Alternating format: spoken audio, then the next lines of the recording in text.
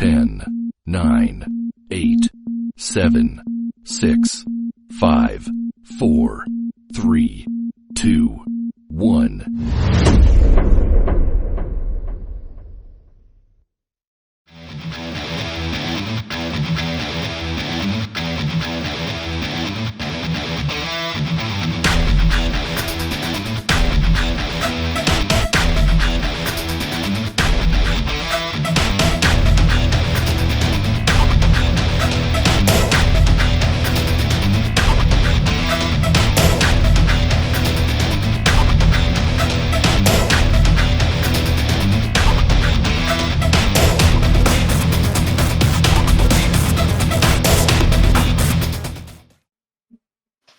Welcome one and all to another episode of The Wednesday Night Wars. As always, I am one half of your co-hosts and comrades, the comrade, Husky Gaming here. And of course, over on my Discord, we have Kaiju representing. What's really good? We have a new champion, and surprise, surprise, they're over on our side of the real estate. That is true. On our lawn. You're throwing a championship over into our lawn, and we're not giving it back. You're going to have to climb that fence and come back and get it yourself. Look, I know you're trying to work. I know you're trying to start shit, and I appreciate it, because it's kind of how this whole thing works. But you know what? I'm so happy it's not fucking sap. I don't even really care. You know what? Yeah, I'm with you on that. I'm just glad that it's not sap. It's just... You know what? Yeah, I'm happy for Cameron. Like, look, would I have enjoyed it if it was on my side? Of course. I had plans for the belt. It would have been fun. But you know what? Cameron Chapman had his Cinderella story, probably the Cinderella story that we're ever probably going to be seeing here. And I can't take that away from him. So good on him. I mean, man, the way that Cameron Chapman took that title, the first of all, the whole league was a spectacle. I absolutely loved it. If you have not been if you weren't able to keep up with it in real time, we're putting up the episodes bit by bit by bit. So far, we're doing it basically every Tuesday and Thursday. I'm going to try to make sure to get all that stuff set up and ready to go and premiere all that good stuff.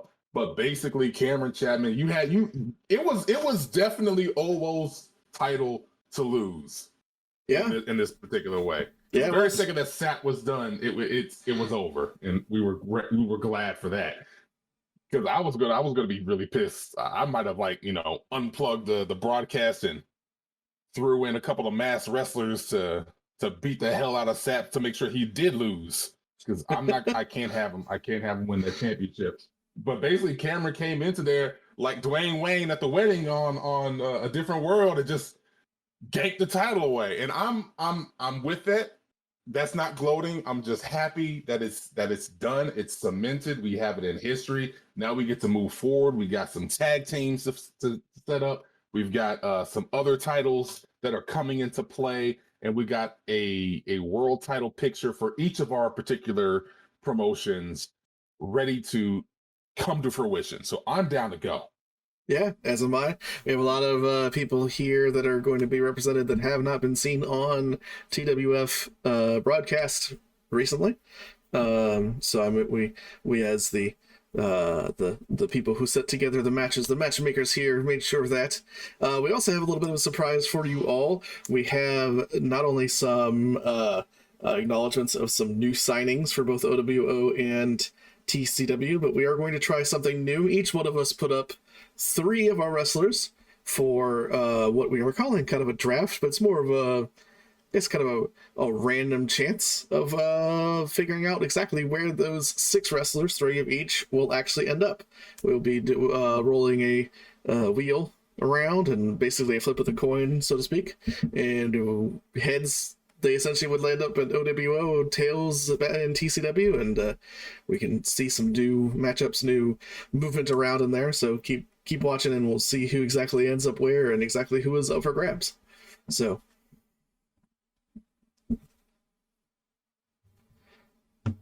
unless you have anything else to add to that, D, we can get right. I got nothing to go. I am ready to see some people we have not seen in some time. I'm ready. Yeah, well, you should be, because we are about to begin in just 1 second. In fact, I think the first couple people here are about to enter the ring as we speak. So let's get right into it right now.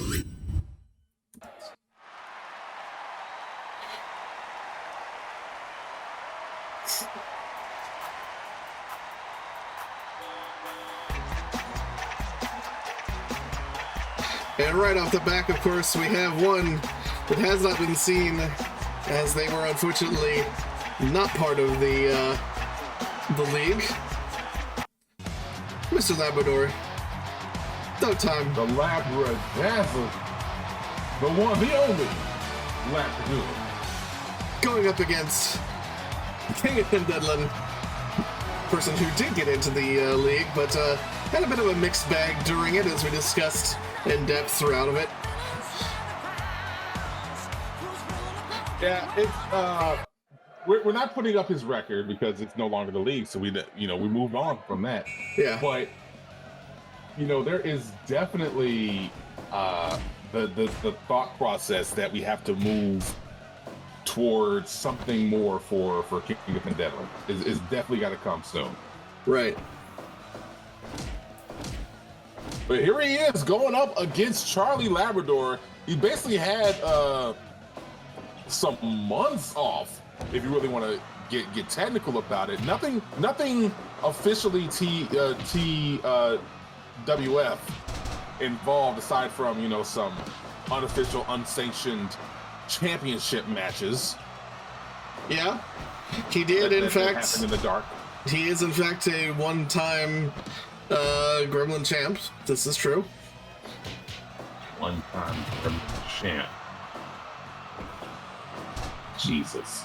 He did have that at least once during the league. That title back on, I believe, Zayn at this point. And right now, going for a quick pin, just getting literally just body on body for that one. I'm so happy to hear the chants of dog time. Everybody loves a good dog time. I am absolutely happy to hear that. Yeah. Everybody loves Labby. He's a hard guy not to like. Yeah, definitely a hard guy not to like, but he will also knock your block off if you allow him to. So don't get too fresh with him. Just because you can give him a nice little ear rub and get his foot all thumpy, don't mean that he won't rock you in a moment. Like a hurricane. Like a hurricane. Oh, nice little drop kick there from Labby. Yeah, Labby is showing some new moves, it seems like. I don't think I've seen him that limber and that athletic before. Uh-oh. That being said, Kingathan holding his own as well. So far, a pretty evenly matched match here that we have. Contest. The thing is, like... already? Sleepy Time Junction put in! Not for very long, but already 6 minutes in, and is already putting on that Sleepy Time Junction. It's almost too easy to say that there's nothing at stake for this match, aside from momentum, but you really got to start believing that every match now counts, and you get to see it missing the double foot stomp, and there goes Labby putting the pause to Kingathan Deadlan. Mm-hmm.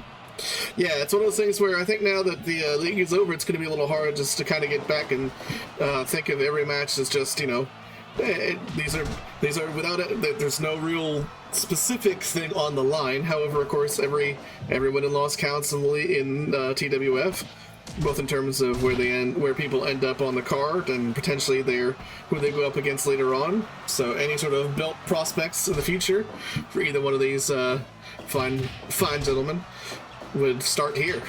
A win here is the first step towards anything. And it is sad to say that since the Etsy title is not an official title, we can't really use that as a part of Labby's pedigree and his resume. But getting a win over Kingathan Deadlan, who has 2 victories over the current OWO champion. Oh, right there, Falcon Arrow. Oh, Immediate kick out from Labby. Skin, yeah. That's a surprising. That Falcon Arrow normally puts someone down at least for a 1. Surely Kingathan going for it again. Labby hitting the reversal. Now exchanging blows with them. Punch for kicks. Punch for kicks.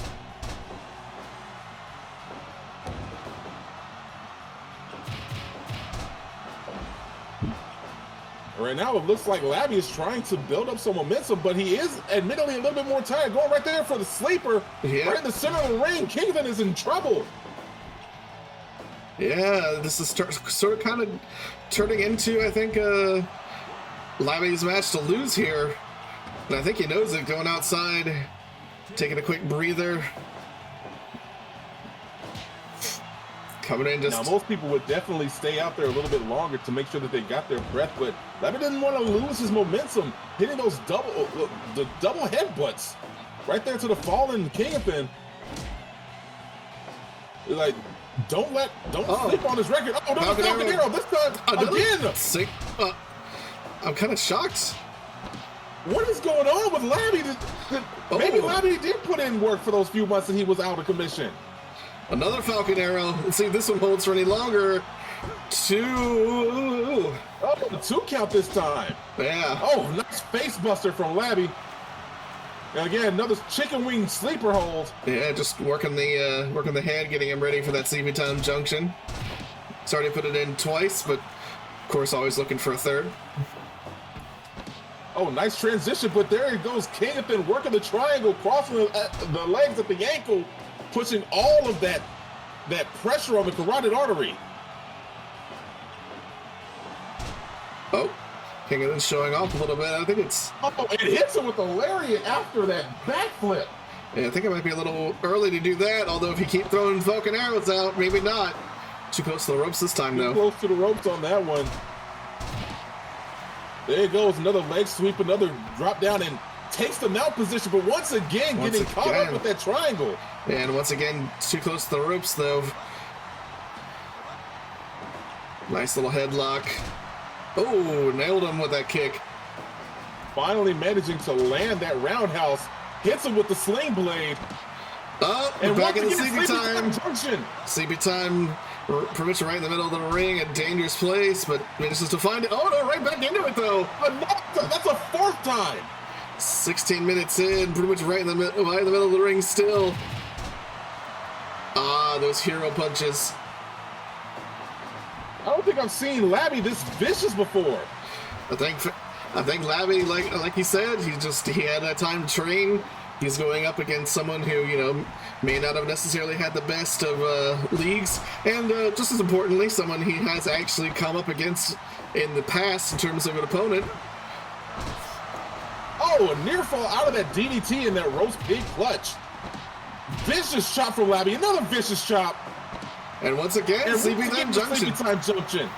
Right back into it. To his credit, though, King surviving through this.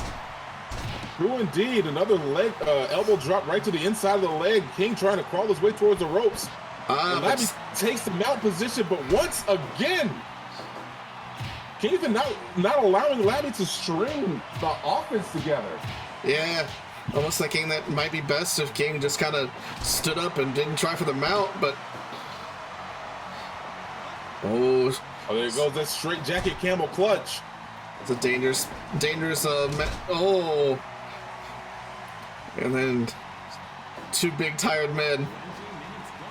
And they both get up at the same time. Spinning back fist from Labby. Cover. Rolling, covering him. 1, 2. Oh, near fall. That one.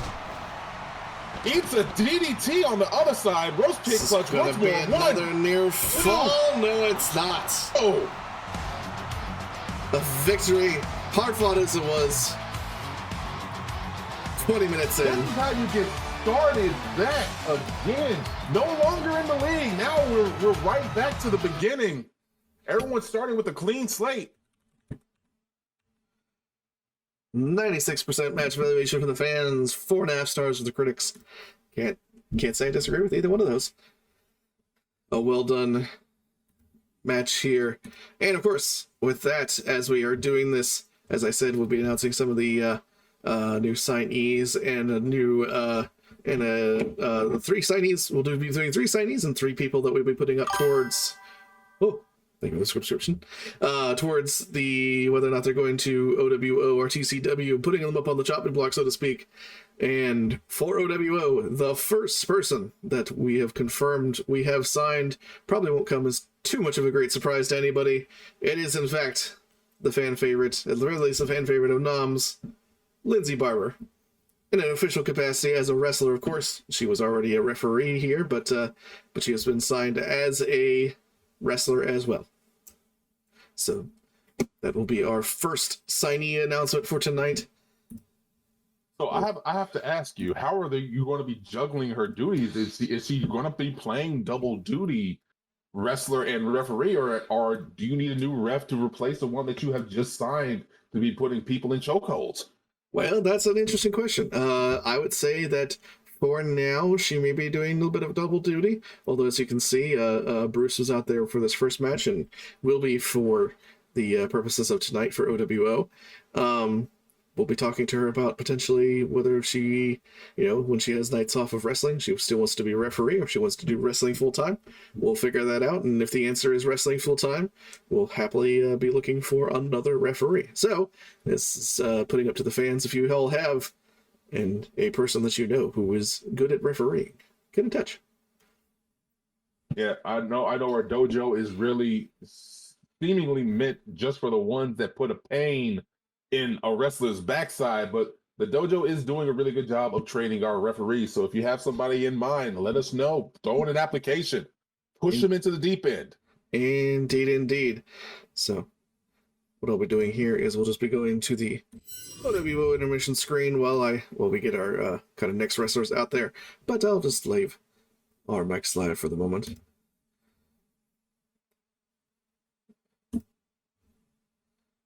Because, of course, wow, we can talk about just how amazing that last match was. Charlie Labrador indeed. Coming in strong. I haven't seen Charlie, because, when y'all had your last match with them during the time when everybody was in the bubble during the league for the past few months, I was still in transit. So I didn't get a chance to see Charlie Labrador put in a good match and put an end to the I don't want to say devilishness, but let's say buffoonery that was the grappling gremlin and his Etsy belt. Indeed. Yeah, no, he did a fine job in that particular match, even unofficial, and he may have lost it again, but in a match that I believe it was a multi-man match, it was not exactly him who was pinned. So take that as you will. Even in a belt that isn't actually official, he can say that he didn't actually officially lose the belt. Kind of an odd way of describing that, but you know what I mean. Yeah. And even still has put in some good work. And like I said, he and Kingathan have had situations before together, so or matches before. So, all right, we'll be moving on to our next match here.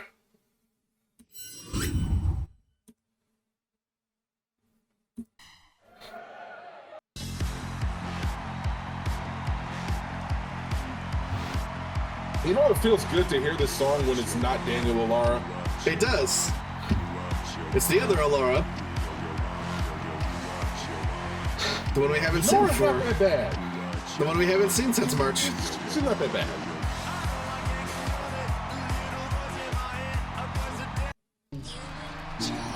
And of course, another one we haven't seen from OWO for quite some time.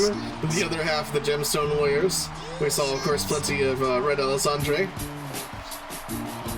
We have not seen much of his partner, Darios Costa.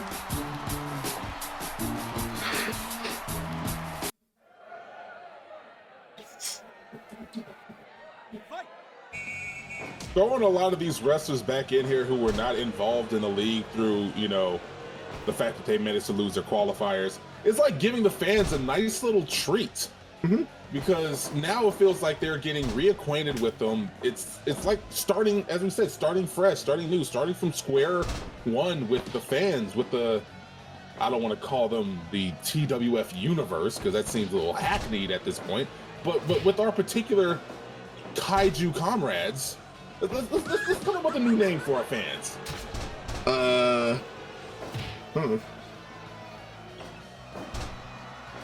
The Wrestle Crew? I'm not sure. What? We'll come with something better than the Wrestle Crew. We're gonna have to brainstorm that one. Gonna have to workshop the hell out of that. But right now, Denora is outside doing the classic true tradition of waiting out the clock, getting the kind of ice in the kicker, so to speak, for those who know the football term. And once again, another test of strength. Darios Costa getting the win with that nice arm whip. Now, if you may not remember, Denora managing to lose to Red Alessandri on her qualifying match. I know that was not sitting right with her. They were hoping for a complete sweep of True, the same way that we had a near complete sweep, an actual complete sweep, mind you, of the Fallen. Yeah, but only managed to get 2. Kind of surprising too. I think most people, once they saw Denora lose, were kind of thinking that Aiko was going to be the other member that got in, but it ended up being Militsa, and of course we know how well that went. A little bit of surprises against particular people, including Daniel himself, but otherwise not the most spectacular of runs. Not a spectacular run, but still showing a lot of versatility, a lot of perseverance throughout whatever she was going through. There goes Darios Costa going once again for the going for that jumping complete shot, missing that. Oh, getting caught with the leg. A nice leg sweep right there to an elbow drop. Oh, I was about to actually say this. So far, it seems like Darius' match to lose, but right as I said that, of course, the momentum switched again. Darius being literally kicked out of the ring. Like momentum was like, oh, it's his match to lose. Catches a cutter. Throwing into those different headlocks. Oh, running body press onto and then a diving body press right there. 2 count, 7.5 minutes in, double foot stomp, but Denora is taking umbrage with the fact that she got pulled in for a 2 count. Yeah. Oh, a little bit of a daze, gets a kick to the back. Now, honestly, what you're going to be seeing here from people who haven't been wrestling consistently every single week, or 2 or 3 times every single week sometimes, if you are lucky/unlucky enough to have done so, what you're going to see from those who had all that time off is who put in the work, who put in the time to continue to grow their craft, and who just took it as a mini vacation. Because all of our wrestlers, despite the fact that they weren't involved in the matches, were still getting paid. It's just a matter of, were you still motivated? Yeah. Were you training, or were you, or did you decide to take the weeks off? And you know, no fault to anyone who took the weeks off, but it is going to show in these particular matchups. A temple lock from Darios. Oh, slight malfunction. Finally getting that leg feed Insuguri off. Was going for it a couple of times, you can see. But Darios not allowing it. Real quick Hurricane Rana. It's a dangerous situation, pretty much right in the middle or thereabouts into the ring. Oh. Airplane spin. And down she goes. Oh, another DDT. Another DDT, another body press. Once again, pretty much middle of the ring. Ah, the testicular claw. The way that she snaps that arm away just feels like the worst. And you were saying she was the nice one, and I don't necessarily disagree, but just want to make that clear. I mean, like, who would I rather be in a match with, Daniel or Denora? It's a hard one. That's the question we're asking. Yeah. Oh. Another jumping complete shot. Misses that jumping cutter once again, grabbing the temples with both hands. that vice grip.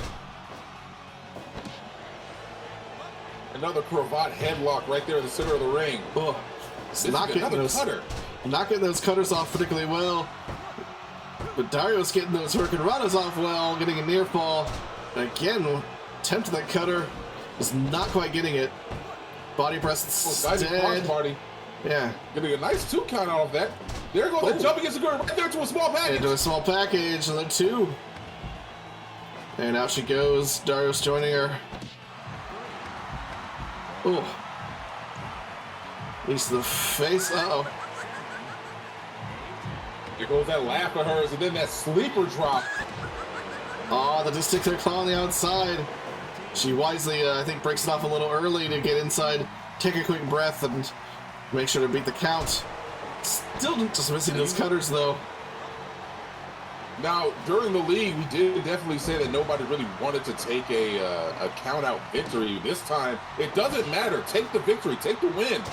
When people take a look at the Alliance Sporting Book and see who got the record, nobody's going to say that there's an asterisk next to your W. You still got the purse. Take the win. Yeah. Yeah, there's something to be said about that. Oh, back into the big claw, and that's it. Oh. Darius coming back strong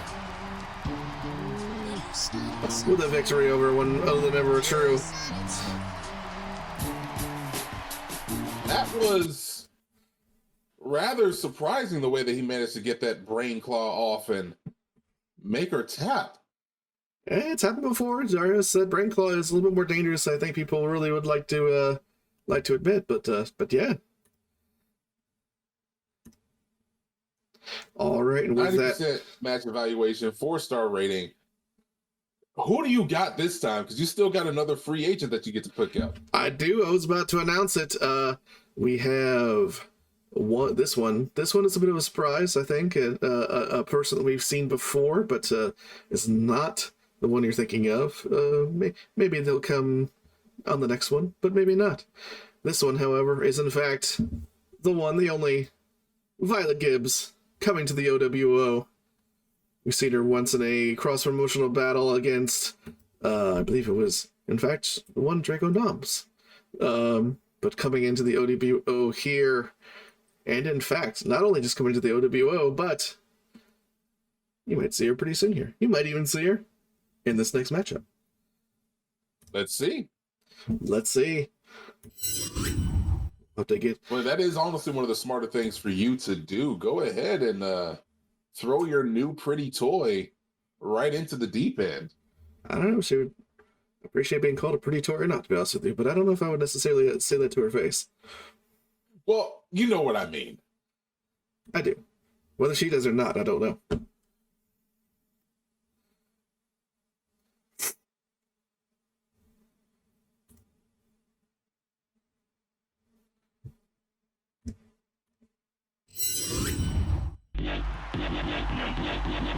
Uh-oh.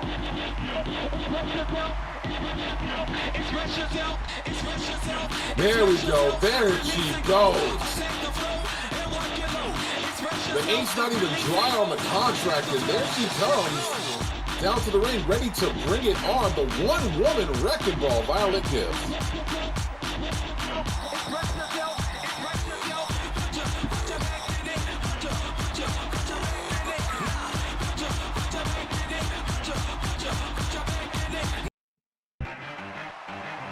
Looking to express herself, but there goes somebody who's very familiar. Takashi Tamura had a pretty nice middle of the pack showing during his league tournament.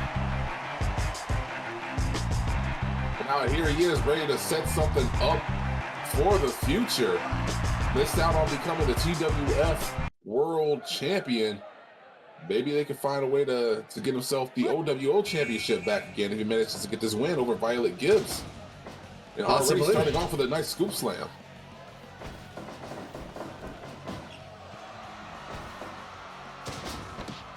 And Violette with her own scoop slam. Scoop slams ahoy. I would also like to point out for our fans, because of course we were talking about the jams, the bangers, both in the league and in this particular matchup as well. If you go and follow my Twitter over at Comrade Husky. I actually just made a playlist on Spotify of all, or just about all, of the current TWF wrestling themes. So if you like some of the themes that you hear here, go and follow that playlist, and you can get just about all of them. There's one or two that are actually not on Spotify that I could find, so... Well, for right now, we got Violette Gibbs getting caught up in that stretch muffler, managing to work her way out, but so far it's Takashi Tamura who's trying to maintain the pacing in this match. Missing first back fist, catching that rolling lariat though, and then gets stepped on again. Little hip stamp right there to the side of the face, trying to do his best to disorient and kind of humiliate Violette. Hopefully take her out of her game. Yeah. I don't know how well that's going to work, but we've seen Takashi Tamura get some pretty good game plans in before with kind of throwing people off their games and kind of doing some of these kind of interesting maneuvers that we weren't expecting. But yeah, Violette Gibbs, for those who did not see her first couple of matches debut as a freelancer here for the TWF, basically just her name kind of speaks for her. The one-woman wrecking ball, as you can see, kind of comes in and just wants you to stop moving. And she's pretty darn good at that. If you walk in here, I want you to be stretchered out. Oh, those fierce forearms! Getting caught with that Mongolian shot right there to another lariat. Violette Gibbs' ground and pound might actually be the kryptonite to Takashi Tamura. I don't know if he's ever had to face somebody who's that ferocious on the mat. Yeah, the only one I could think of potentially that would match up would be someone like a Katja Vilcek, who of course he faced at least once in the league. Yeah, I don't know if Katja though. Oh, gets her up right there. That gut buster, that single knee gut buster, and then another standing shote. Oh, gut buster right back, however, and then a nasty spear. Here. Gut buster again. But when it comes to Katja, like her level of viciousness is a little bit different compared to someone like Violette. Gets him up. Oh, Dominator. And double knees to the back of the prone Takashi Tamura. It's hit him with what I believe Amazing Kong, or Awesome Kong, used to call the implant buster there. Oh, there goes her combo. Nice big body press. Gets a 2. This is a 2 count. And once again, going for the gut. When you got somebody like a Violette Gibbs, you definitely want to go for what I like to call their gas tank, their stomach. Makes it a little bit harder. Hitting those midsections makes it a little bit harder to breathe. By the time you get to the 10-minute mark, you're sucking wind as much as possible just to try to keep moving. You are seeing that from her a little bit, but she still has plenty of air here to do this. Oh, nice counter there by Violette. Oh, that one-armed spine buster. Body press again. And another press pin. Oh, counter by Takashi over. Yeah, Takashi definitely needs to get some momentum going back on, but no. Every time he tries to take the back, Violette not allowing it. Oh, there it is. The controlled demolition. And a 3.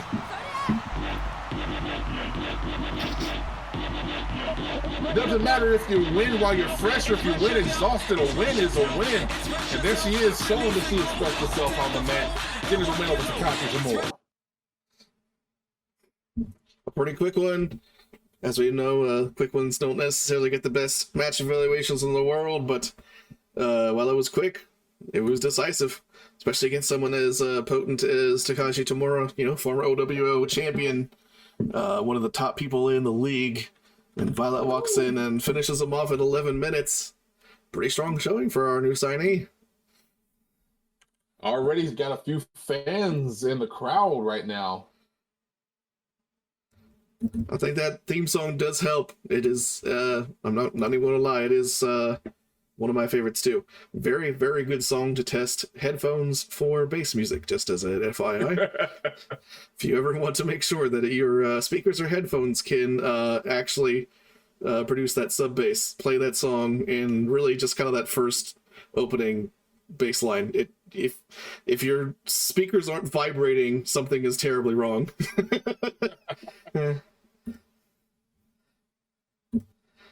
Now, who do you have as your final pick, or at least potentially final pick? Final pick for your freelancers. Not as much a surprise as Violette Gibbs, perhaps. We all know him. We all started to love him in the league. I think you can all already guess who it might be. It's the person who's going to be in this next match, in fact, as well. Mr. Bob Alden. We always gotta love a good Bob. And he showed off that he knew precisely what a good Bob does in sports during that league. He shocked, I think, well, definitely me, in the sense that he managed to get all the way up into that ending kind of bracket. Had a chance, a pretty far chance perhaps, but a chance of actually becoming a bracket champion. And so, what the heck? He's here. He's part of the OWO. And as I said, he's going to be in our next match. So let me get that intermission back up here for just a brief moment as we get everybody ready. Well, as you did say, Bob was on the precipice of gaining a TWF championship berth. Matter of fact, he was one win away from beating Katja Vilcek. If you managed to beat Katja Vilcek, who already was on her way to dominating your particular bracket, if you managed to get the win over Katja Vilcek, then he was going to take her place. It was going to be an entirely different league at the end of there, yeah. So it's one of those things where it's a crazy thing to think about. Katja Vilcek got all the way to the end in terms of tying with Daniel. Dan, of course, getting the victory of the A bracket, becoming the A bracket champion. But if he had won and Katja had kind of fallen a little bit, could have been Bob versus Daniel, which would have been a hell of a match to see, honestly. So, but it is not Bob versus Daniel that we are seeing here tonight. Sad to say, but we are going to see a Bob Alden match. It's coming out to the ring right now, in fact. You put in a good enough showing in the league, and you find yourself going up against the current OWO champion, Bob Alden, strutting his way on down to the ring, astride by a cadre of beautiful women. Yep, we are here in Alara, Mexico. I can spell, or I can speak, apparently, maybe. I don't even know anymore. That's what happens when Huskies get into the nip. It's more like when Huskies try to remember their 3 years of high school Spanish. But yes, more importantly, non-title match perhaps, but it is in fact Bob Alden versus Bookman, the other half of Los Hilos del Ring. See, I kind of said that with the right accent.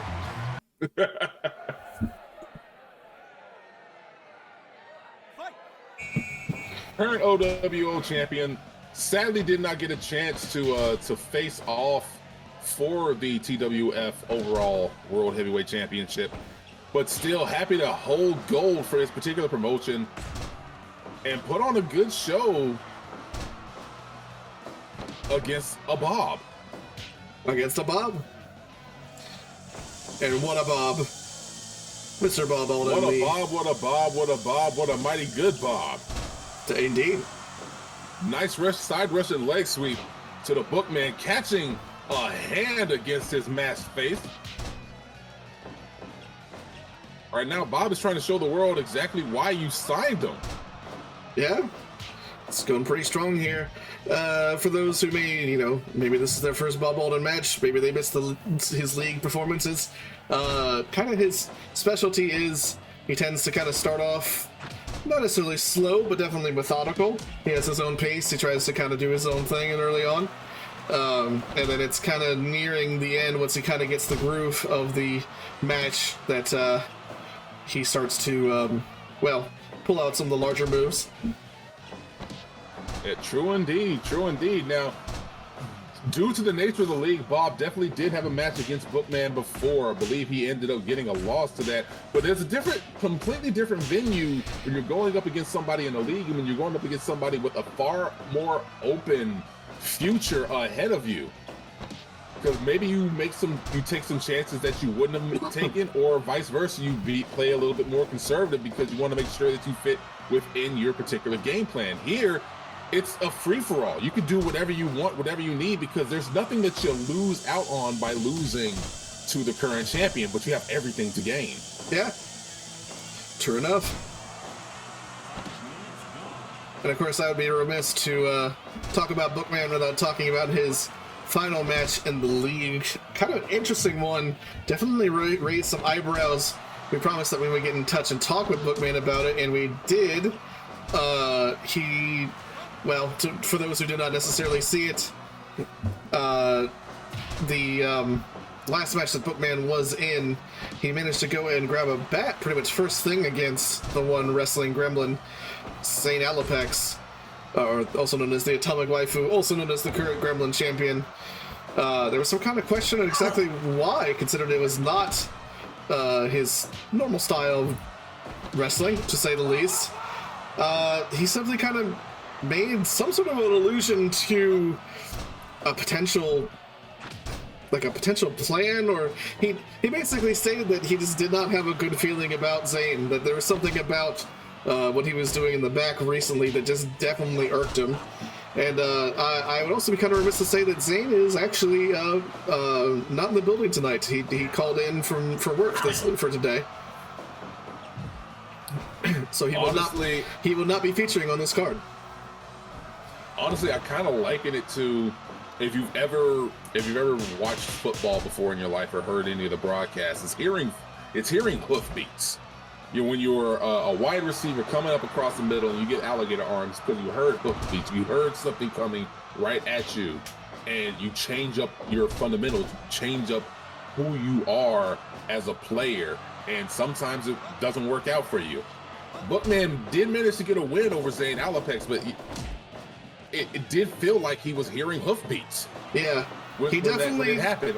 I think he knew that Zane, because of course Zane, not to take it away from Zane in that match either, went and grabbed a barbed wire baseball bat halfway through as well. So it's one of those things where, while he may consider himself justified that Bookman went first. Oh, Rainy Painbow there, just not to ignore that. Near fall. Oh, a near fall right out of that one. And once again, that tumbleweed. That wonderful tumbleweed. Where it stops, no one will know. But yes, Zane grabbing the barbed wire bat. I don't know. He seems very convinced that there is something up with Zane, and I don't know what necessarily brought that upon him, but that was his reasoning at the very least. Oh, bringing him down. Tiger feint kick right there to Bob Alden. Feint kick. Oh, smacking him back down and then rolling him right up. There, like mighty straw. Oh, a near fall. Oh, Bob with a twisting brainbuster. Twisting brainbuster into... Oh, just kind of a body press there. But man, just nonplussed though. There goes the lariat. Knocking Bob's head off and then hitting him with the headbutt, but Bob's already up. Going for the top rope. Man, he's basically built like granite. Oh, a cutter right off the top rope. Top rope cutter into, just a snapmare here. And then another nasty cutter.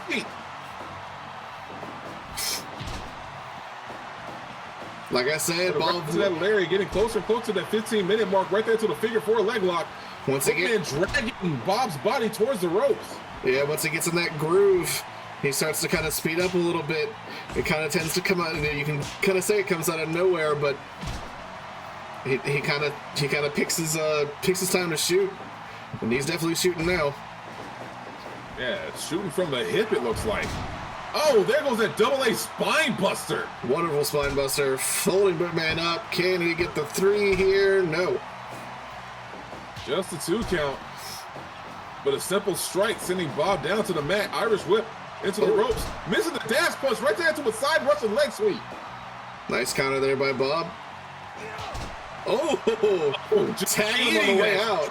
Punch. Yeah, tagging him on the way out. Bookman obviously knew that something was coming, but still couldn't dodge that. Bookman back in control though at the moment at least. Oh, sumo rush. Bob fighting his way out of trying to follow up.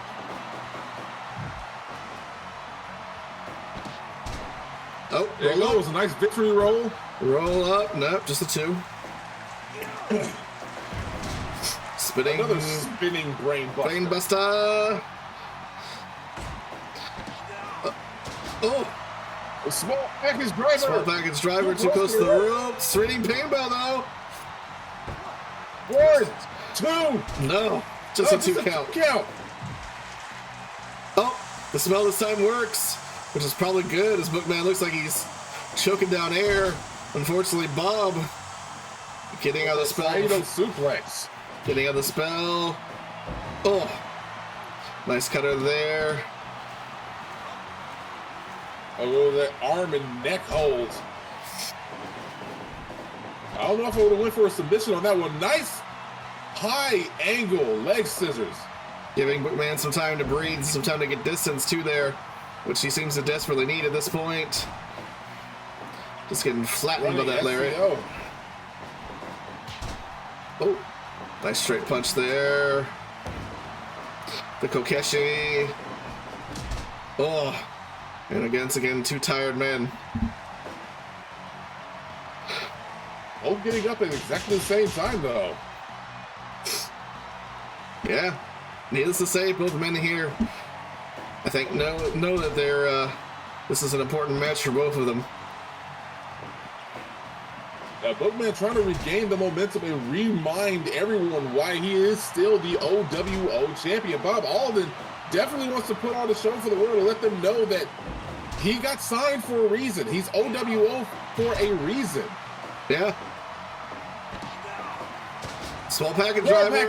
Once again. Might be it. No, 2. No, kick out. 22 minutes in and already for the kick out. Ugh. Into the ropes. Bob Alden may not be the most technically sound, may not be a high flyer by any account, but he definitely knows how to put people down, and that's one of the reasons why he did so well during the league. Yeah, he's able to kind of conserve that energy and just target it out in very controlled bursts in ways that I think really does benefit him. Oh, lovely little springboard. Unfortunately, too close to the ropes to be useful for anything more than just a little bit of damage there. Oh, well, maybe a lot of damage. Just enough. That's what and once again, and once again, 2 tired dudes.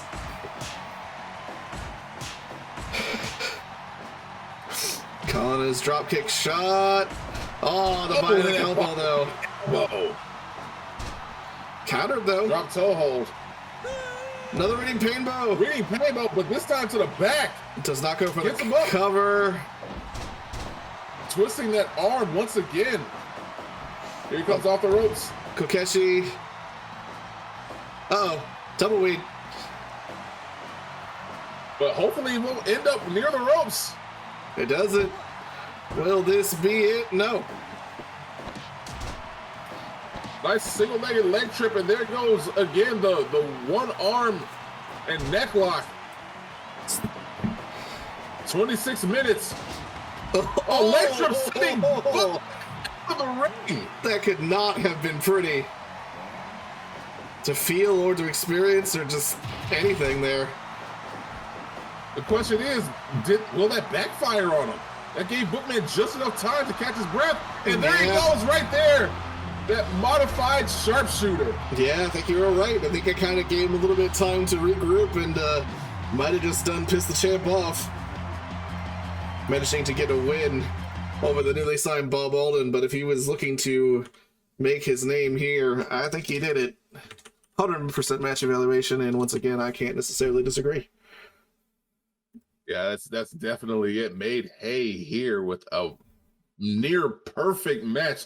Definitely would have liked it a lot more for him if you asked him if he got the win. But right about now, putting on 100% on your first official match as an OWO participant, definitely a good job for Bob. Hopefully, we're going to be seeing some better things coming. But now it's time for our new pick.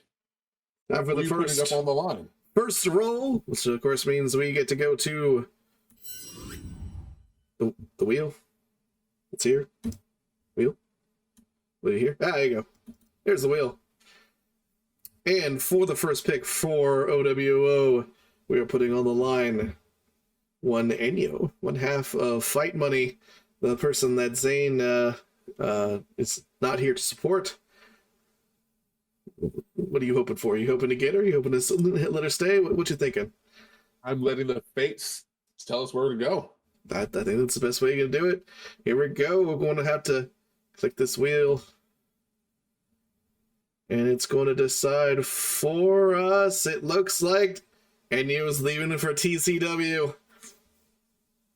A new signee! A new signee for TCW. From the Wheel of Wrestling, as one knows, we'll put it. Now, definitely, Enyo has a certain skill set that would serve her well over here at TCW. Definitely want to see about getting her outfitted, giving her a nice physical, and seeing what she has to offer. She did have a nice, well, I would say nice, but absolutely, actually last place showing on the A bracket for the league. So, I don't know, maybe we can get her a nice trainer, a new trainer, put her in a team. Who knows? Who knows? Who knows? Who knows? Who knows? Who knows? You are correct. But for right now, we still got OWO matches to get through. We are down to the last two.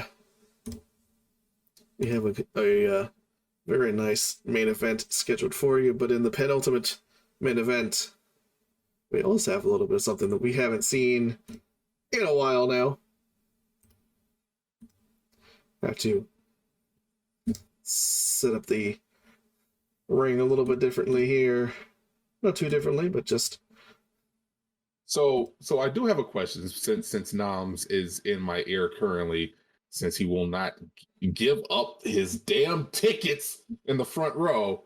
Is it possible to put little, alternating TCW and OWOs on the wheel? It might be. We might have to go and get the production guy to go and do that, which means we may have to be on this intermission for a little bit longer. But yes, I think that should be possible. Or maybe the production guy can do it during this next match. We'll have to see. So here's hoping, because I'm pretty sure we've been looking for the culprit. I think we have a bead on whoever it was who's been throwing that damn chair to Daniel Alara. He may not have killed any of our participants, but they definitely were grievously injured. Yeah. So hopefully we get a chance to see who's been giving that chair away. Hopefully, you're right. But in the meantime, let's get this next match started. Then we'll get the production guy to go and do what Nom so rightfully suggested here. But to the ring.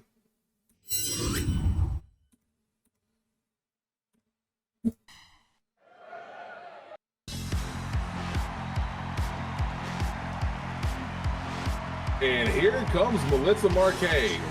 Didn't have the best showing there. I believe only had 4 victories for her time here, but one of those major victories was up against who did eventually get a chance to battle it out for the TWF Championship in Daniel Alara. So again, never sleep on her.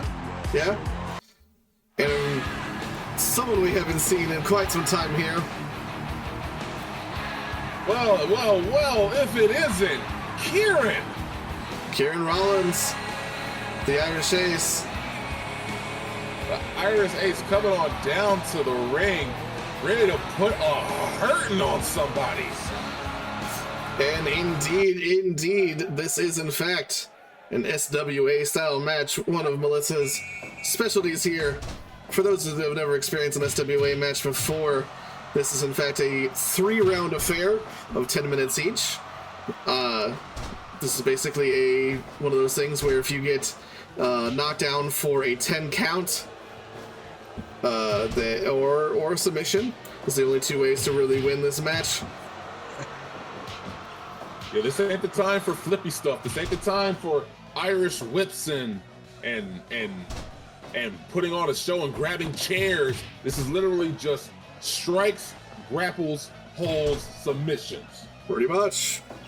Which of course benefits someone like Miss Militant, but also benefits the Irish Ace, Kieran Rollins.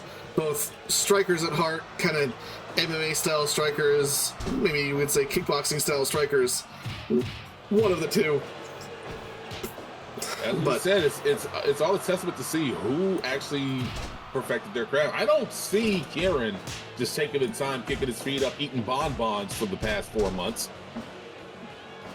No, I definitely don't think. I don't know if he necessarily would even know how to say the word bonbon correctly. Yeah, I'm gonna tell him you said that. I don't even know if he would necessarily take that as an insult, to be perfectly honest. Just listen to if you're not even able to watch this, just listen to the exchange back and forth, the strikes, the kicks, and once again another set of kicks from Militsa Marcaigh to the kneeling Kieran right there to the STF. But again, I don't think there's any rope breaks to this one. He's in the ropes. Nope, no ropes, no DQs. Theoretically, that means, of course, you could bring in outside weaponry. Not necessarily something that we've ever seen before in an SWA match, but really what it means is that your situations like your chokeholds and so on and so forth are in fact totally legal. They go from a DQ count, which is what they would be in a normal wrestling match, to a submission count. Yeah, also, it's one of those things where I honestly think trying to go for a foreign object would not work out well for you. Like, who would take the time out to turn their back to their opponent and go outside to grab a weapon? Yeah. Oh, not when that weapon can do this. First knockdown of the in the first round here is from Miss Militant. 6 minutes in. Oh, spine buster to mount. But catching those leg clips, and once again, that is a disqualifying move. Yeah, that's a close fist. It would be disqualifying in any sort of wrestling match, but here it is in fact a legal submission. Oh, rings of Saturn. Rings of Saturn. Oh, once again, nice spine buster. Places the leg, but once again, finally getting countered by Militsa. Oh, just not stopping with this. Really wanting to get that mount. Like, there's no reason for her to stop until he breaks out. It's pretty true. Oh, standing headlocks is dragging him closer to the ropes. Flipping. Oh, counter by Militsa, and that's it. Oh my God! And she's not stopping, ref. I think you want to get the boys down there. You might. No, jeez. No, I think. Okay, no, this is. Yeah, no. We got it settled. We have some people going out. The little kaijus, as we say. But yeah, finally, yeah, no, I can confirm she finally did actually put a stop to that. I don't know what the hell that was about, but Seems like that match may have got a little bit more heated than we were really expecting here. Well, I do have for the graphics department here. Let me quite back here. Win for Militsa, although tarnished a little bit as it was. Those top guard punches. First round, 9 minutes in. Well, outside of the brutality at the end there, I do have to say that it was a fun match to watch. But I can tell from your speechlessness that you're not going to necessarily be thinking about that, and I don't necessarily blame you. I mean, it made, as much as I hate to admit it, it made sense to have these level of shenanigans during the league, because it wasn't just about that one match. It was not just about that one opponent that you were in charge of. Sometimes you had to send a message. Sometimes you had to maintain momentum. Sometimes you just had to beat on somebody knowing that they would have to go into the next match more tired than their opponent. Yeah. This one, there is no rhyme or reason for her to level such painful combinations to someone who already, he didn't give up. He was knocked out. That was a straight up knockout. Yeah, it was, takedown into a knockout, basically. He was, he eventually kind of found his legs on the way back to the back ring, but no, he had to find them, so. Well, I guess it might seem a little bit silly to go back to the wheel after that, but to the wheel we go. And it will look, morality, turn. It'll look a little different this time around. Here's the wheel, this time with a little bit more of a little bit more potential options here. Well, actually, say potential options. They're all the same options, just cut up a little differently. I mean, hey, 50% is 50%, right? It's true. Once again, the odds are the same, but it looks a little prettier. And of course, we need to figure out who is going up on the chopping block. It's the one, the only, the man that actually would also potentially have been in a match like this, an SWA rules match. It's Mr. Il Coleman, the man that has no gimmick and needs no gimmick. So, you ready to see if he ends up in TCW? Let's see where he's going. Is it 9 size? 1, 2, 3, 4, 5, 6, 7. Is it? Did I screw up? Hold on. That was maybe right. I may have screwed up. 1, 2, 3, 4, 5, 6, 7, 8. I did. How did I? Okay, this one. Get rid of this one. Yeah. Thank you, Noms, for keeping me honest. I'm honestly surprised he was able to count all those things without having to take off his shoes. His shoes? You know what? You can't count to 10 without taking. But it's 9. I know, that's the point. Whatever, I'm just going to roll this. Al Coleman on the line here, and it looks like he also is going to TCW. Wow, all of your guys are coming over here. OWO losing people left, right, and center here. We'll have to get some back from when you put up 3. Otherwise, we'll have to go look at scrounging for some freelancers. But maybe. TCW. I might end up with an embarrassment of riches. It is true. But yeah, Al Coleman and Ennio both heading for TCW. I could see both of them being good fits in TCW. So hey, I definitely want to sit here and take a look at them. Indeed. But that does mean that we are going into the ultimate match. The match to end all matches in the OWO. Not really, but the one that's going to end today's match setup. Already the crowd is starting to see a change on the horizon. They don't even know who I'm putting up yet, and already they're willing to wave their goodbyes to some prospective good wrestlers on this end. Indeed.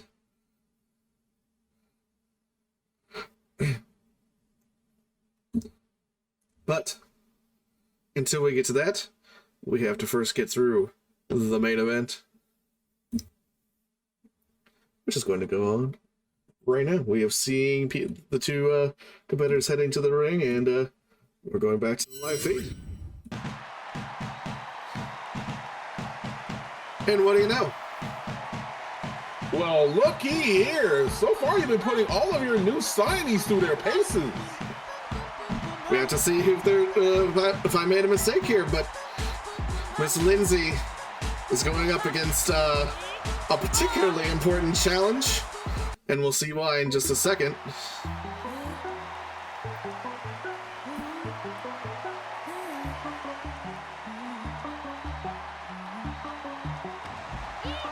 We have not seen her in some time. Indeed, indeed. And this one, ladies and gentlemen, and all you creamy middles, is not a non-title match. This is, in fact, for the thing around Su-Jin Kim's waist, the OWO Juniorweight Championship.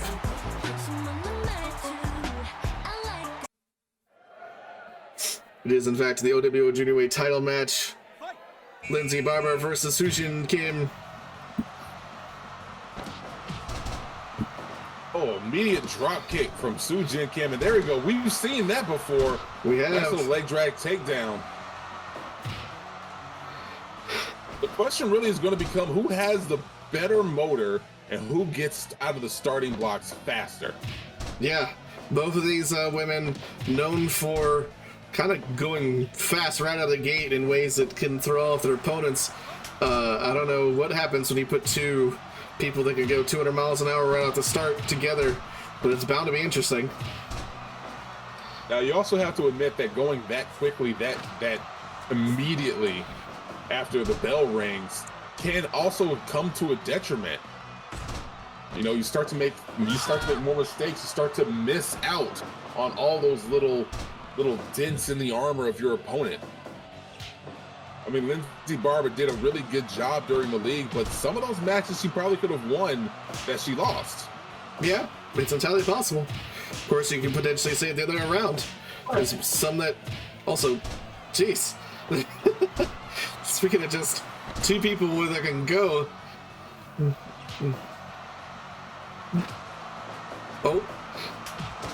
Oh, flipping Su-Jin right on her back there.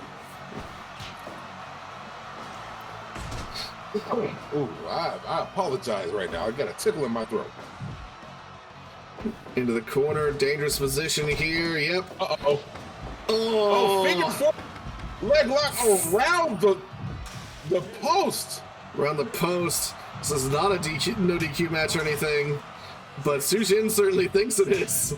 I mean, it's to the ref's discretion. I definitely wouldn't want to be the one who threw out the champion for using a weapon especially when Lyndsay Barber, who again is your current / former ref, definitely wouldn't have been one to want that to happen. There goes that slingshot spear right on the inside. Spear, but then a detonation kick.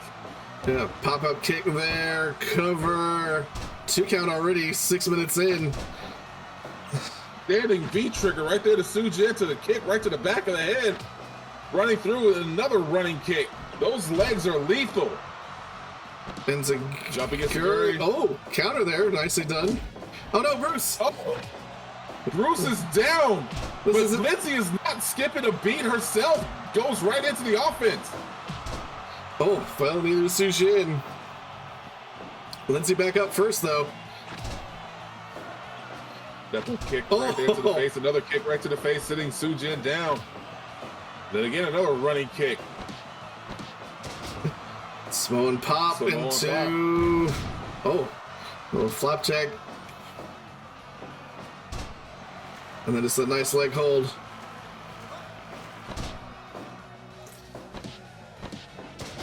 Once again, setting up for something up top this time. Oh, a missile drop kick. Diving missile drop kick. So far, this is all Lyndsay Barber at the moment. Lyndsay's going after the legs of Su-Jin. Oh, say that right as Su-Jin gets a little bit of momentum there. Only a 1 count on her cover, though. But gets back up and is still involved here a little bit. Oh, doesn't get the best out of that, though. Bruce damn near catching himself in front of Lyndsay Barber's flight path once again. Another water wheel takedown.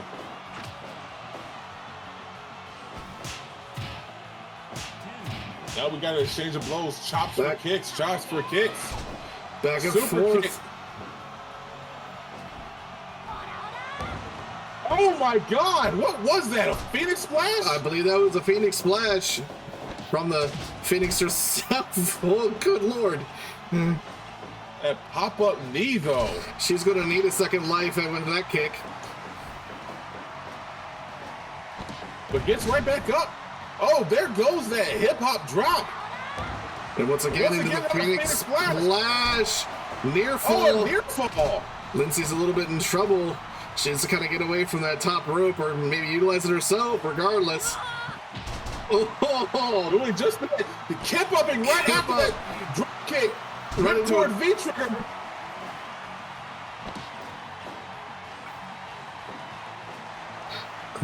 Oh, slowing it down a little bit, probably for the best. As much as both of these women go at, as we said, 200 miles an hour.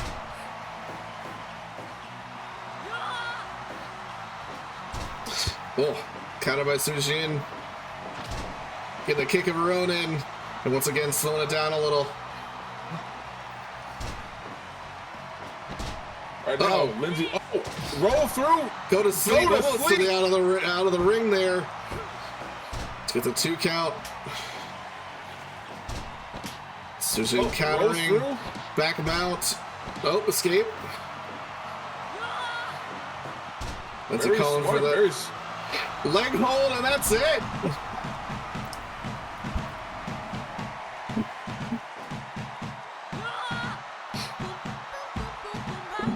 Ladies and gentlemen, that does in fact mean you're hearing that music correctly.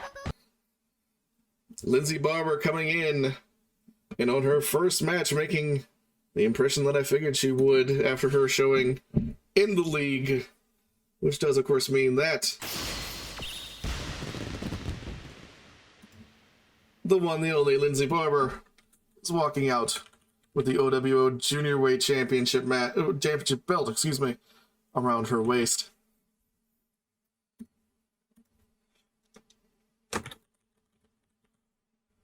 My goodness, an amazing match. Lyndsay signing a contract and getting the title. Signing the contract and the title. Better turnaround out there. Well, it's it's kind of funny that you say that, considering how Su-Jin won the title, winning the title still as a freelancer, getting a contract for it. It's kind of one of those things where this title seems to maybe, blessed or cursed for new entrants. We'll have to see. We'll also see how far Lyndsay Barber holds on to it and exactly who she ends up losing it to. But for now, you would have to unfortunately call Su-Jin Kim the former OWO Juniorweight champion, but fortunately for her, Lyndsay Barber, now the Juniorweight champion, the woman to beat in the junior division here at OWO. And with that, that is the final match for OWO, but it is not the final moment for OWO, because of course we still have one more person on the chopping block tonight for OWO before we toss everything over to the TCW side of things. And who do you think it's going to be there, D? Who do you think I want to put up? You know what? Lyndsay Barber. Put her up on the chopping block. Think I'm going to give up anybody who has a belt? No. There's no chance for that. No, and it does pain me to say, because I do like her. I do think that she'd probably be a fantastic opponent for one Lyndsay Barber. But I figured I might as well make this interesting. We'll see. Kiona Misaki will be going up onto the chopping block. Wow. We'll have to see if it's a blowout here for OWO, or if we get to keep Kiona for a potential challenge for Lyndsay Barber down the road. Let's see here. Spin little wheel spin. And it's a blowout. TCW all the way down. All the way down. All the way down. I would like to appreciate the riches that have been bestowed upon my particular organization right now. Kiona, A.O. Coleman, and Inyo. I'm going to treat this like flip or flop right now. I'm going to see about how I can turn each and every single member that got pulled into us, into this organization, into a potential champion. Yeah, well, I would like you to. I would like to see it. But yeah, no. Yeah, like I said, I'm a little bit sad about that one because, of course, that would have been an excellent match against Lyndsay Barber. But you know what? I hope that she has some fun in your division, and let's hope that some of the people that you put up on your end show up on mine. Otherwise, I'm going to have to be hunting through the freelancer division for sure. So looking for work ads. Yeah. Snatching up people the way that our former damn, I forgot his name already. You see what happens? Who? Our old woo partner. Oh, you're talking about Saltini. There you go, Saltini. I almost said Falcone. No, it's Saltini. Is it? It's like the thing that you put around. I've been watching too much Batman lately. Leave me alone. All right, well, whatever. But yes, the one Saltini, who, of course, just about all of his wrestlers are looking for work at this point. But we'll have to see. Wonder whatever happened to those little kitty cats of his. Wonder they're still meowing somewhere. They walked off with my damn titles. That is true. I had to hunt them down. There's like a bunch of scratch marks all over them. We are going to have to deal with that at some point, because you're right. They seemed a little annoyed when you went and grabbed it back. Hopefully they don't take it too personally. Literally, I had to run away from their trailer park to a chorus of meows and yowls. I didn't know if they were angry at me or if they were in heat. Both. Anyway, that is it for OWO. Which of course means we got the new intermission screen. Haha. And the new people coming at you. TCW. You ready to just get right into it, D, or you want to take a quick break? Since I've been hacking up along this whole broadcast so far, I am going to go and sample me some water real quick, but I will return in just a second. All right. We'll be right back at you with TCW and the TCW action in just a second. Then we are back, this time with TCW, and it looks like our first match here is coming to the ring as we speak, so let's get right back into it here.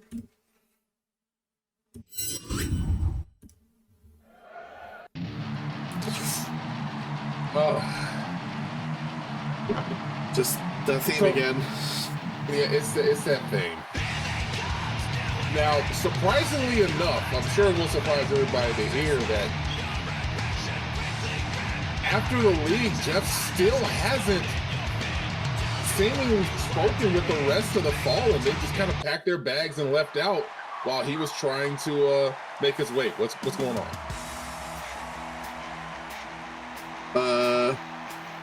What's happening here? That's not the right theme. That's not the right theme at all. It's also not the right graphic. Wait, who did? Oh, wait, the Xhalted? What's happening here?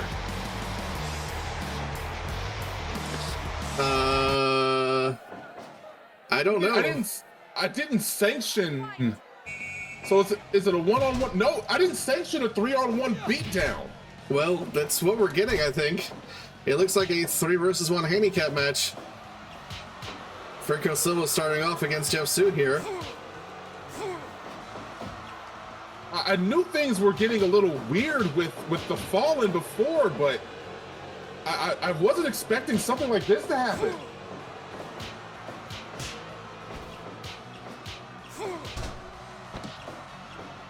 Yeah, I don't really know what to say other than the fact that it's definitely interesting. Definitely a thing that's happening right now. We got Gabriel Blackwell. We've got We've got Franco. So we have like all three of these wrestlers with like X's on their gear. Yeah, these are definitely all the former Fallen, including Sue, of course, who apparently is probably the only one who looks like he's still kind of rocking the gear and the theme song for right now, at least. I mean, if nobody comes in and tells you what's what, why would you make a change? Yeah. He may have, this is already. I mean, I guess you're right. This is already a different side of Blackwell that we've never seen before already. Yeah. I mean, yeah, I guess you're right. It's one of those things where if no one necessarily told him that this is what was happening, that he was, you know, out of the group, so to speak, and that there was making a change, then is there any reason to change? My word. Now these two were former tag team members. And Yeah. not just any kind of tag team members. Like we were already depicting that they might be the favorites to come out of TCW once we hit that tag team tournament. Yeah. We throughout the entire league, it was kind of one of those things where, you know, we were kind of looking at it and say, well, you know, Sue has showed off the fact that he's a very good singles wrestler, but even before the league, he showed off the fact that he was an even better, arguably, tag team wrestler, and ditto for Li Zhu. But it doesn't seem like that partnership is holding much water at this point. Oh, coffin drop there by Drop from Gabriel Blackwell. Blackwell there, yeah. Like all three members, neither one of them are gonna have to worry about, you know, getting fatigued. Sue though has no breather. He has no recourse. Yeah. Now this is, of course, a 30-minute time limit, I believe, unless that changed too. You know, not being sanctioned by anybody, but I all of mine were, and I'm assuming that's the case with you. It's kind of the standard time limit for a lot of our matches. We'll have to see if they actually respect that, if it does come to that. That's the thing. Because this is not really a match. This is them trying to send a message. Yeah. So Franco kind of holding on to Sue for Gabriel Blackwell to add in his little bit of beat down there too. We all wondered if Blackwell and Silva were the ones who were going to be the ones not on the right page, but now it looks like everybody else is on the right page. They got new gear, they got new music. It seems like Sue is the one that was left out, and yeah, I'm not really sure why, other than the fact that, of course, I think we all kind of generally know that Silva may have been upset with him for kind of overshadowing him into the league. Yeah, this almost feels like when Triple H kicked Randy Orton out of Evolution. Well, either way, it's definitely an eviction ceremony of a sort, I would say. 3 stomps to the back of Sue. Blackwell, again, showing another side of himself that I was not expecting from him. A lot more conviction in his movements and his actions, more teamwork. And right there goes that cross arm breaker, and Sue taps. Sue taps, probably for the better there, considering. Oh, but of course, Li Zhu seemed to not be over with it. Yeah, once again, we're going to be cutting away from that, getting some of those little kaijus out there to assist with that. And yes, we can confirm that pretty much right as they hit the floor, this new group left without too much of a better, too much more trouble. But yeah, Sue getting, I guess, his eviction notice from the Fallen. I don't know what that means necessarily from the Fallen, and especially considering they don't appear to be the Fallen anymore to begin with. Calling themselves the Xhalted.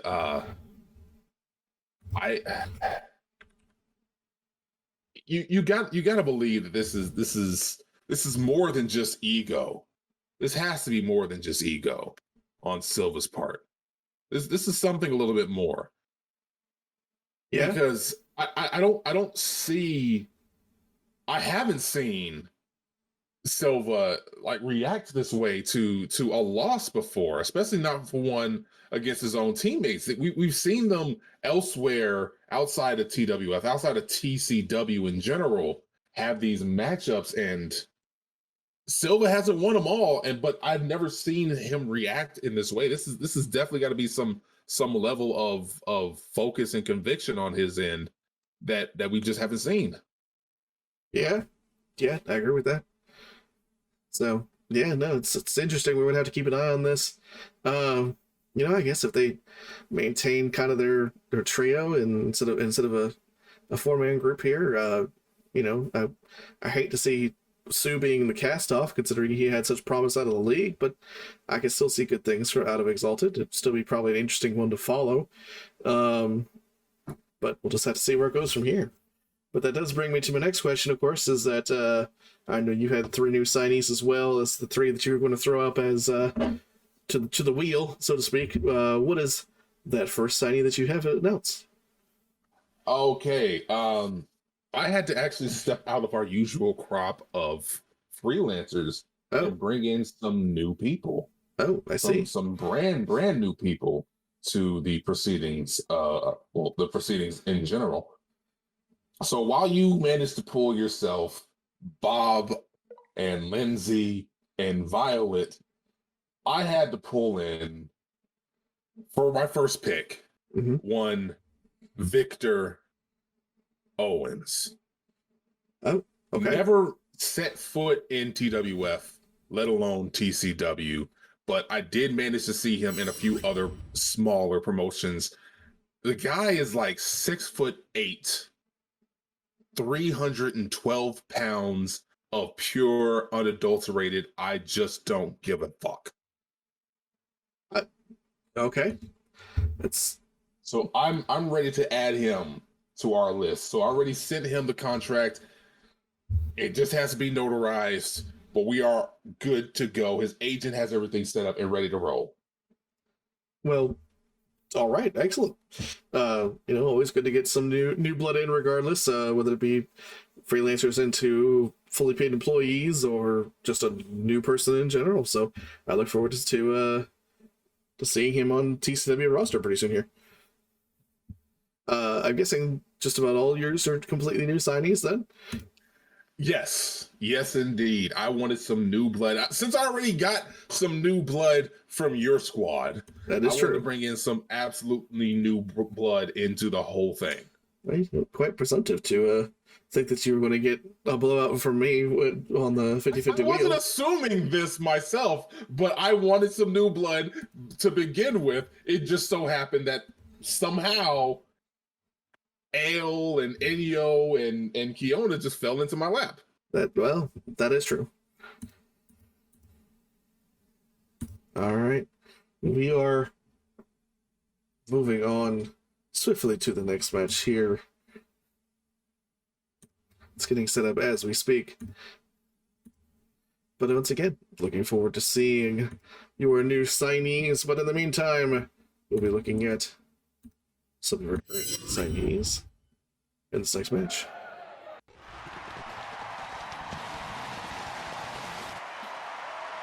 As we said, we have not seen some of these wrestlers in some time. Maria Garza making her way on down to the ring, the Poison Pixie herself.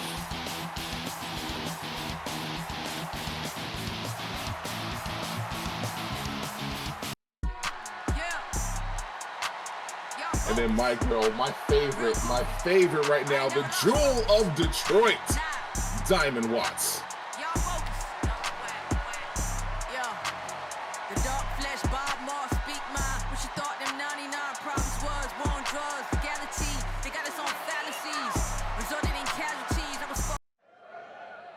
Yeah, both women not in the league, and so haven't been seen since, well, March.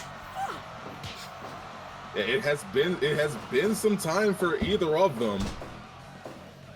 Now, Diamond and Maria Garza were the ones who lost to Gabriel Blackwell in that triple threat match that sent him to the league. Either one of them would have gotten a chance to go in themselves, but it just wasn't in the cards. But they're back. They're here. Facing off with one another here.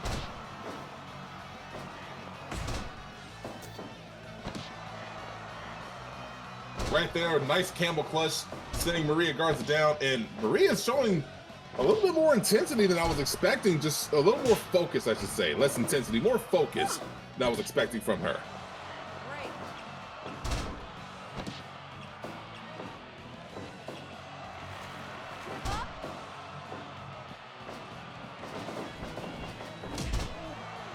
Oh, nice little shoulder tackle, but Diamond not allowing it to progress any further.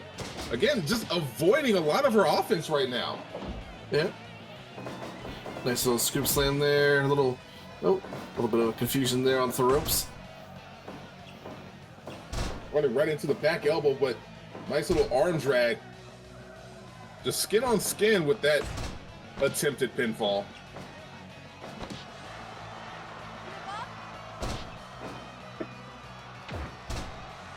A headbutt from Marcaigh. Marcaigh is just putting the brakes to Diamond at the moment.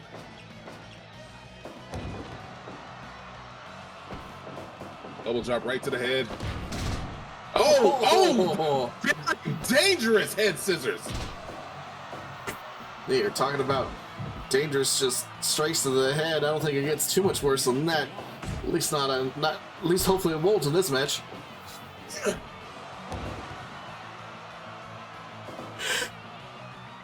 Diamond getting herself up, throwing Marcaigh right into the corner. Top rope, dangerous situation here. Oh, spider suplex. Lets her down. Oh. Guess he wasn't able to follow it up. Instead of getting a kitchen sink for her problems, missing that diving body press.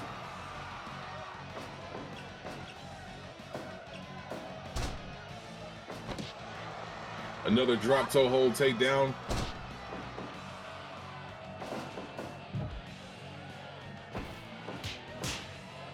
Marcaigh fighting her way out of the corner right there into a nice little battle with Diamond, fighting her right to the center of the ring.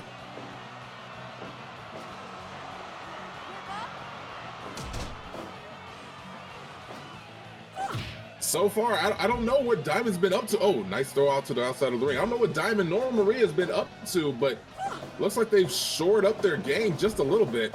Yeah, definitely. But it's a pretty evenly paced match so far from the both of them.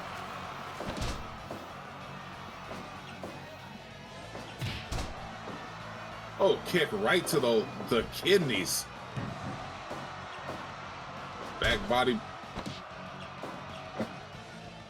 Yeah, Marcaigh is definitely showing a lot more conviction in her moves than I was expecting from her. Beforehand, she was kind of just there. Yeah. But now it looks like she's trying to win. She wants to win. So, nice suplex from Marcaigh. Diamond wants no slouch in this particular one either. Those head scissors, nasty little things.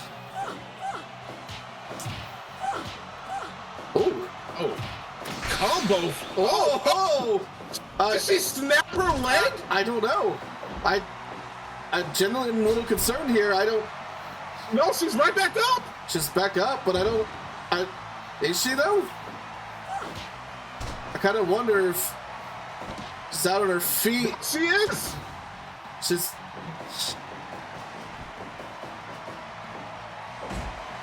Oh, that was a surprise right there.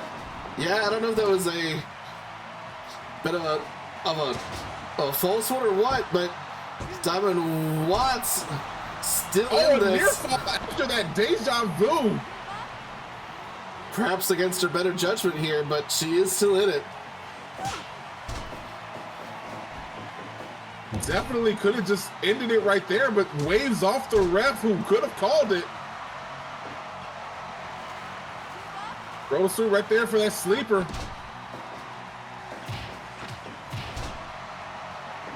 Nice soul blood combination. Waiting for Garza to get right back up. That Dragon Run in the corner there. Nice combination, striking combination. Gets back up. And again. Just 2 counts once again. Not sure. I mean, we may have thought it was a knockout. It apparently wasn't.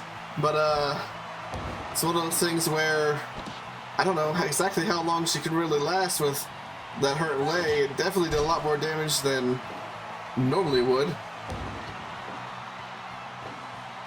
Yeah, it wasn't enough to completely put her away, but it's definitely showing a difference in the way that she's been moving ever since she took that dragon screw.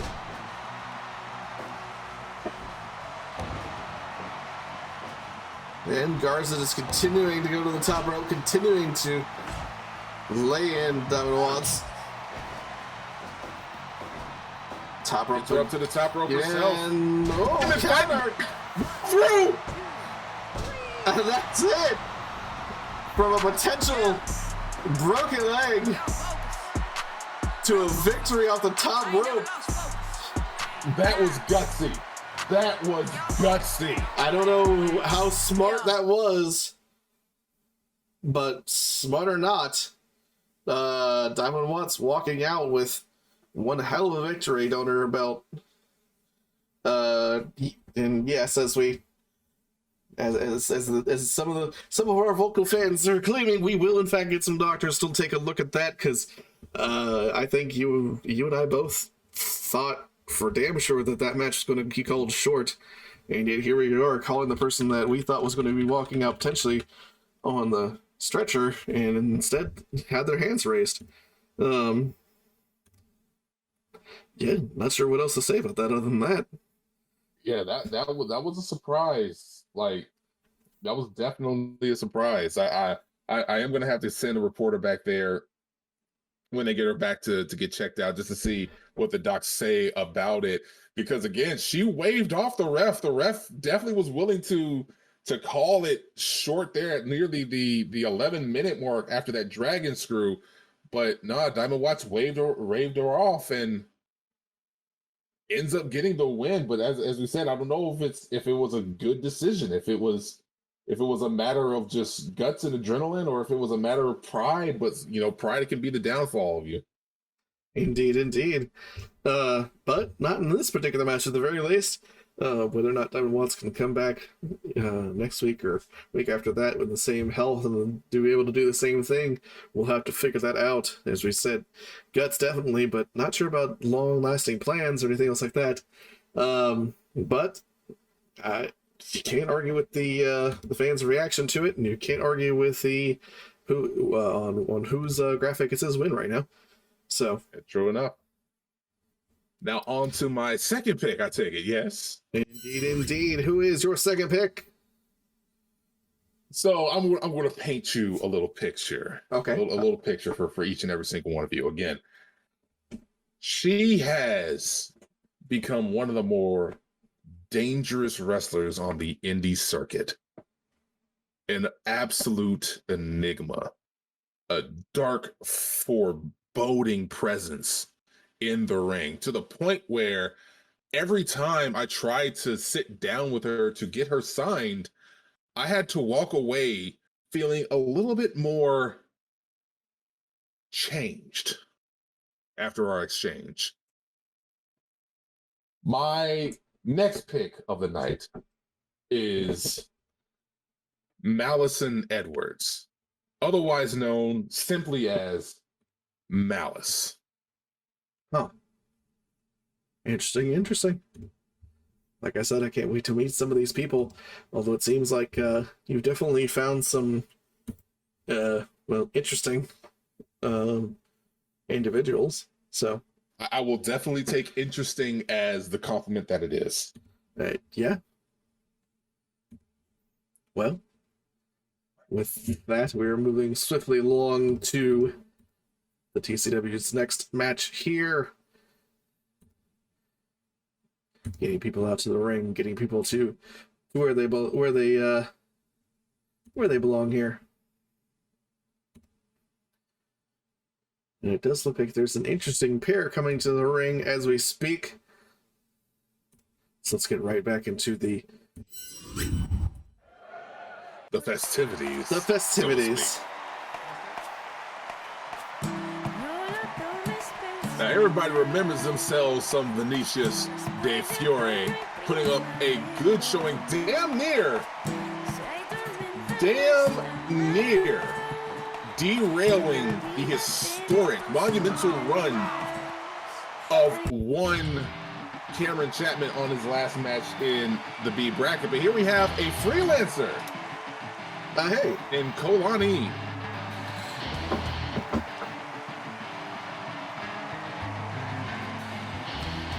Another one from, I believe, the Dusty Dojo. Did I just call it the Dusty Dojo? The Desta Dojo. You're thinking too much about Dusty Rhodes. That's entirely different. No, what? Haley Wilson. Haley down! You're stealing Bruce's spot, Haley. It's immediately. It's the immediate rev bump. That clearly can't be on purpose. I mean, I guess it could be, but 1 minute in, it's not like anyone grabbed a weapon or anything. It seemed to not share any purpose other than to knock poor Haley down on her butt. oh, there you go. See, now, again, Vinicius put up a pretty damn good showing. He did right indeed. there in the middle of the pack in the league. Kolani, I don't even think Kolani has had too many official matches, if any, at this point right now. I don't believe she has, no. So we can consider this to be some sort of a tryout on her end. Yeah, I think definitely in terms of TCW, this would in fact be her first match, for sure. I don't know if I ever enlisted her aid, but...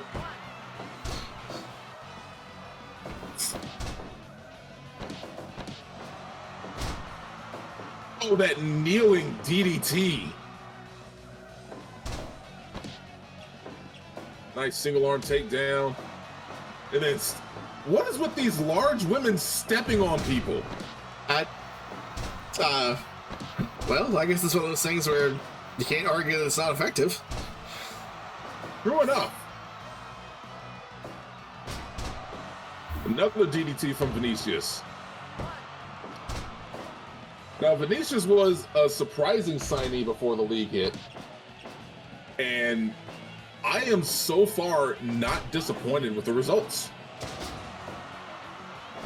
No, I don't think I don't know if you really could be. Vinicius had an excellent league showing. He's been putting on some excellent matches even before the league, and I don't think that's going to change now. So while he may not necessarily fit the TCW style per se, I think that only goes to show that he is in fact just that good, that he can walk into an organization that may not necessarily be his cup of tea and still walk out with a damn good win-loss record in a league that he was part of, and still entertaining. He very well could have been the one that fell into the Prince Rivera role himself, but instead what we got is something a little bit more interesting. Indeed. So I don't know if he just matches up well against, our particular brand of wrestling, or if he is a diamond in the rough. We're about to find out, because as we have it right now, Kolani forcing his shoulders to the mat with that Northern Lights driver sending her down. Off the ropes. Oh! That's the third Dragon Runner we've seen tonight. Oh! Muscle Buster! Muscle Buster! Haven't seen one of those in quite some time.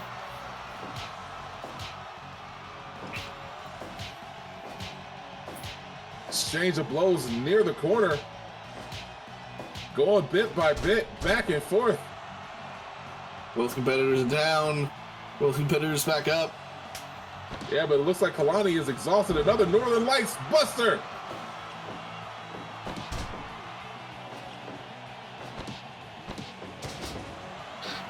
There you go, nice Samoan pop. And again, not giving Kolani a chance to breathe. Nah, probably smart. Spanish Fly. Oh, there it goes. That future shock DDT. Standing shooting star press. That might be it. No, Kolani kicks out.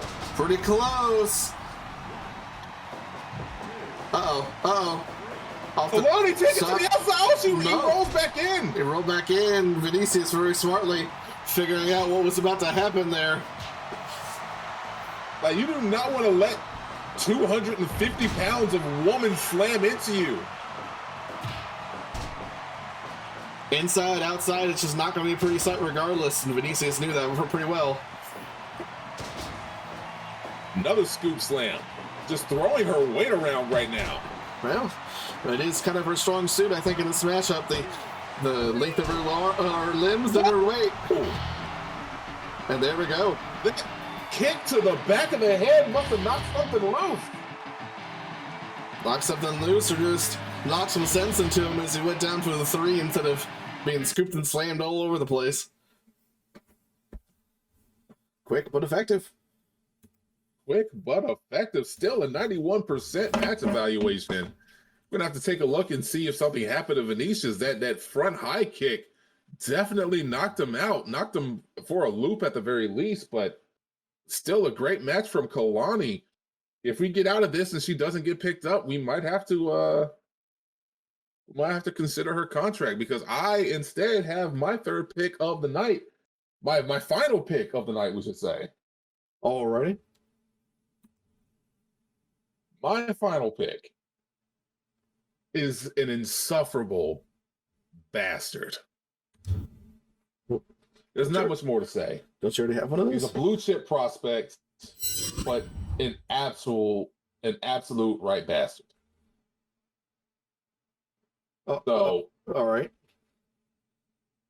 As I said, it's like every positive word that comes to mind when I think about him, because as I said, he is a blue chip prospect. He is highly educated, highly driven, probably one of the hardest workers that you will ever see in the gym. Someone who has a great ring IQ and is just very technical, very, very focused in what they want to do in their life. Every time I want to think about all of those good positives, it comes to mind that he is such a son of a bitch that I actually regret sending him that contract sometimes. My final pick of the night for our particular brand of people is one Aaron Michael Cross.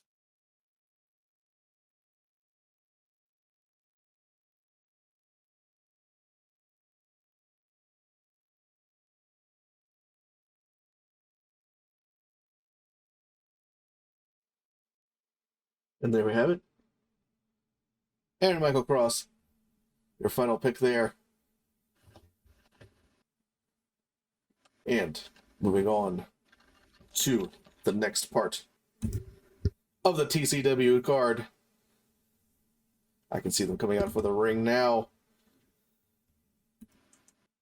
I mean, I wanted to give us something that we haven't seen in some time.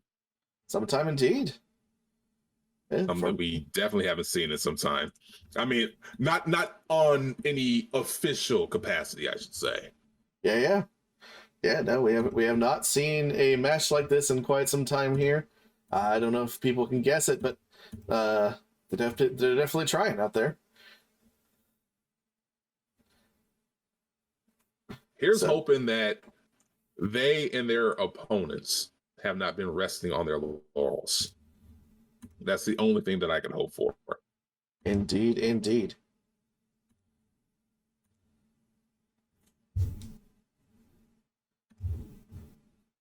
And we have the picture coming in.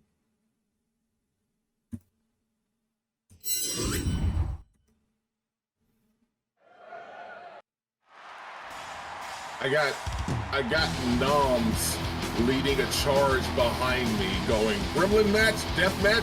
No, it's just a tag match. It's just a tag match. You played yourself. You thought it was all these awesome things. And I mean, it could be. At some point. It could be. And it is a new look for El Indomito, changing up the colors. I think Rivera, after seeing the groundswell of positivity that he got for ending up with the win against Sap, had a talk with his team. And of course, we're seeing two men here that we have not seen in some time as well.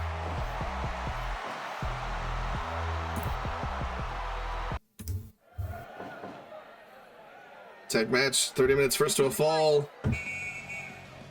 First to a fall. El Indomito surprised the world by beating men of Main Street and apparently breaking the curse of Main Street.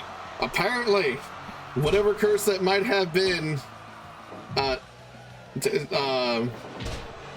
was broken because, well, a certain Prince Rivera managed to go in and surprise the hell out of everyone. And right now, they've gone up against the Stormbreakers, who, again, we haven't seen in months now. And honestly, it's, kept ups, roll through, there you go.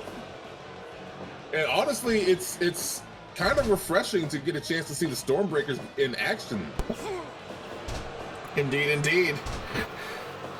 People still not huge fans of El Indomito. I don't necessarily blame them. They have been known to be tricksters in the past. I don't know if that necessarily has changed. Just because Prince Rivera managed to beat up a guy that everyone hated even more than he, doesn't necessarily mean that El Indomito are going to be loved by the fans. I mean, this is true, but so far they're 2-0 with some fan support. Well, I don't think anybody was super rooting for the men of Main Street to lose nearly as much as they were just hoping that El Indomito getting off the schneid would mean that they got a chance to get that good juju sent out to their boss. But they got that win, and the crowd was behind them. The crowd was definitely behind them against Sat, but then again, you could probably put a turd up against Sat and people would cheer for it. Pretty much. Not entirely sure what the game plan here was for El Indomito. I have no clue what happened there. There's some strange things going on in the corner, but strangest is the fact that he got into a fight with the non-legal man on the outside in the first place. True enough, I don't know what that might have been. There goes double tags coming out. Just kind of breaking down into a schmutz here. This is just a brawl a little bit. Yeah. I don't know about bras, but it's definitely a brawl. I forgot my L. Leave me alone.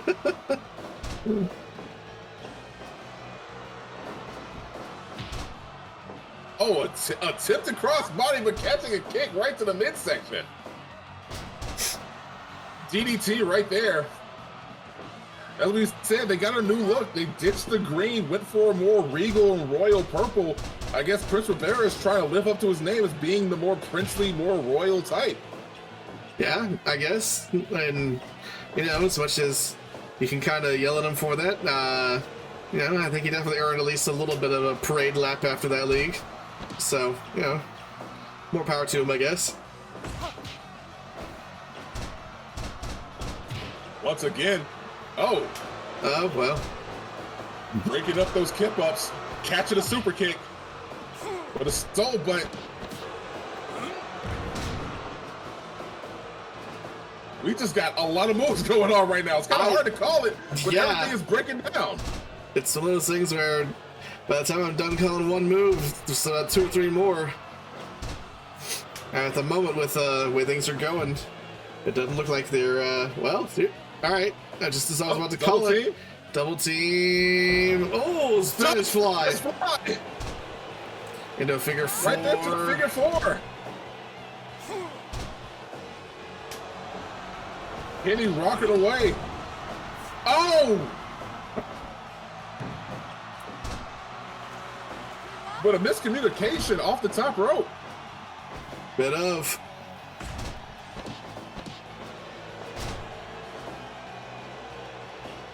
Kneeling DDT. Oh, managing to fight out of the corner.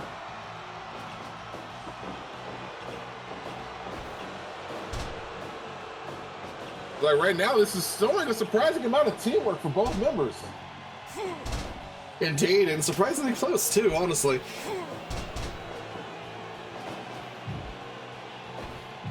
Honestly, I'm not surprised that there might be a little bit of rustiness, because when was the last time we've seen like the teams actually work together? Gringo killer. Middle of the ring. I think it's a La Montreal.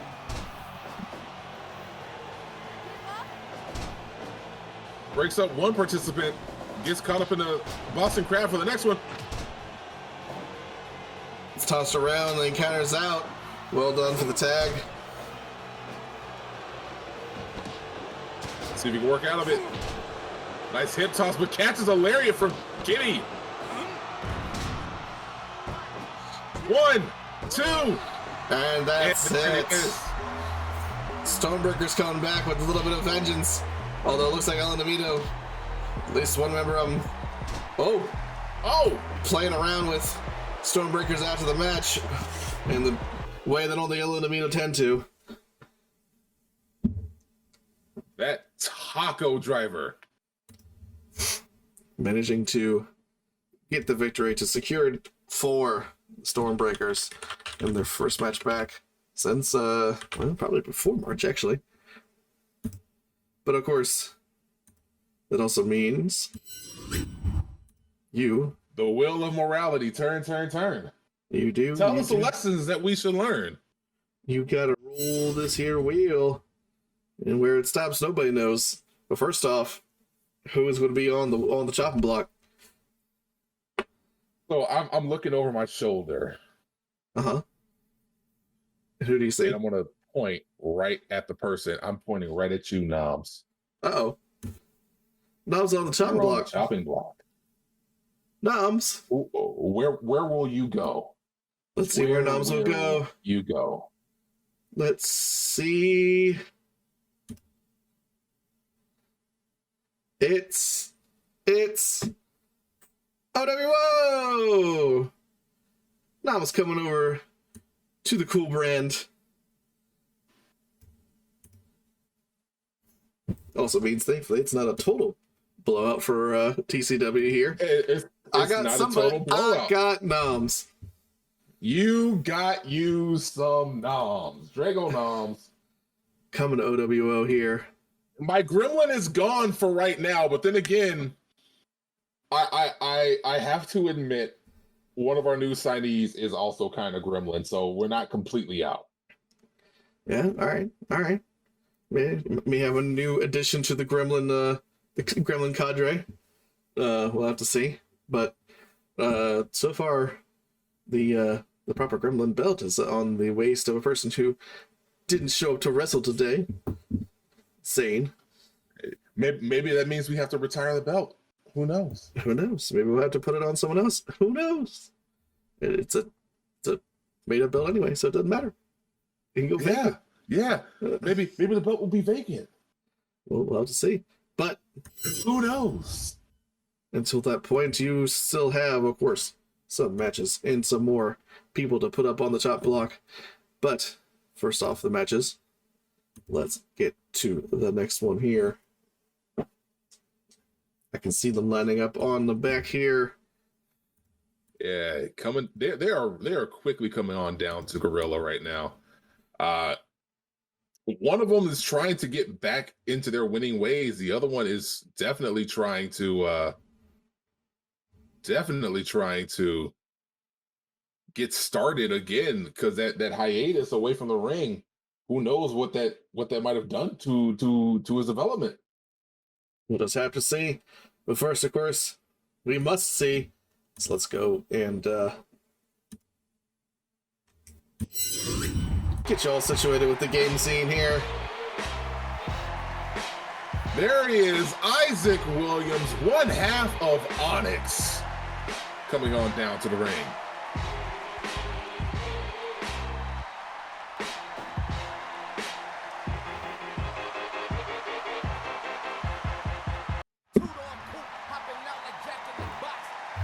And on Andre Tyson. A disappointing showing, even though like he put on some massive matches, just didn't seem to manage to make it work.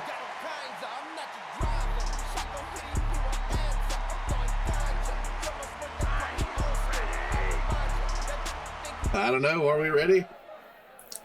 I think we might be ready for it. Now this is I think this is the definition of a hoss match. I think so. Two big boys going at it. You know what they say, put a lot of meat in the ring. Put a little beef. Andre's excited. Yeah, Andre's decided to get the stink of the league off of him right now. Ready to show the world that he himself is well prepared, is able to handle these matches, especially with new opponents, something fresh, something new for him to go for. Let's see what happens for him. Indeed. So far seems to be kind of mostly Isaac's match here, but still pretty early to call. Just 2 minutes in. Oh, indeed. Oh, and there it goes right there.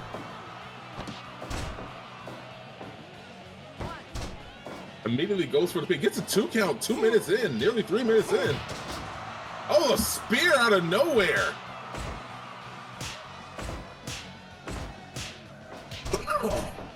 Punch exchange. Already gets the best of it. This is definitely going to be a knockdown, drag out kind of fight.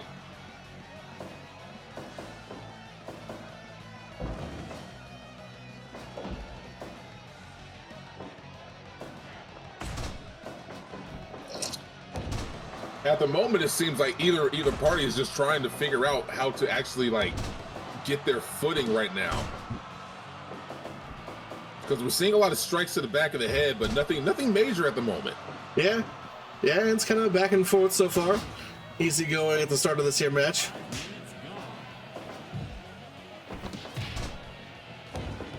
Picks his way out of the ring, out of the corner, I should say. And there goes those rapid fire elbow strikes right there to the figure 4. A lot of people take a look at Andre Tyson's body and go, okay, so he's definitely just a power guy. No, he's a submission specialist, which might work for him. It might not at the same time. Maybe he needs to change up his strategy. Who knows? Yeah, it's kind of weird because, of course, it didn't really work for him too much in the league, but we kind of went through the entire league going, well, he did do that amazing sort of knockout submission against Franco Silva, but ever since, it's been basically the one accolade that he's held his hat on this entire time, is that he got that one win, and it's mostly because he really didn't get any other impressive wins to really note about, so...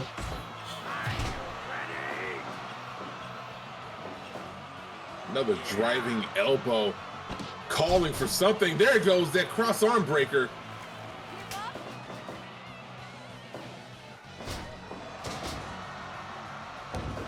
Nice throw down after that backbreaker. Missing the spear though, Isaac is. Now, just like Andre Tyson, Isaac has the same kind of issue himself where he doesn't have really any major victories or moments of note aside from that one showing in the Battle Royale where he outlasted everybody by over an hour. Indeed. Oh, near fall right out of that one. Isaac, here it comes. The binding of Isaac. Too close to the ropes, though.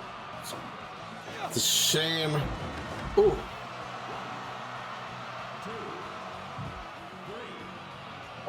Either party working to catch their breath right now. Yeah. And smart for either man to do it at this particular juncture. We don't see Isaac go up to the top rope that often, but hits the elbow drop. And there goes that Ostagori. Backslide and a near fall. There goes Tyson slicing his way right in and twisting those legs up.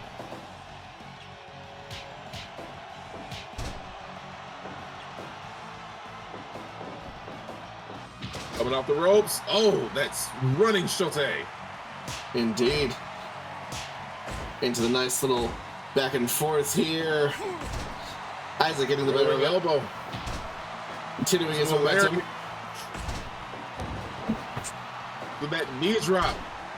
Oh, right there. It's a following slam that stops the momentum in its tracks.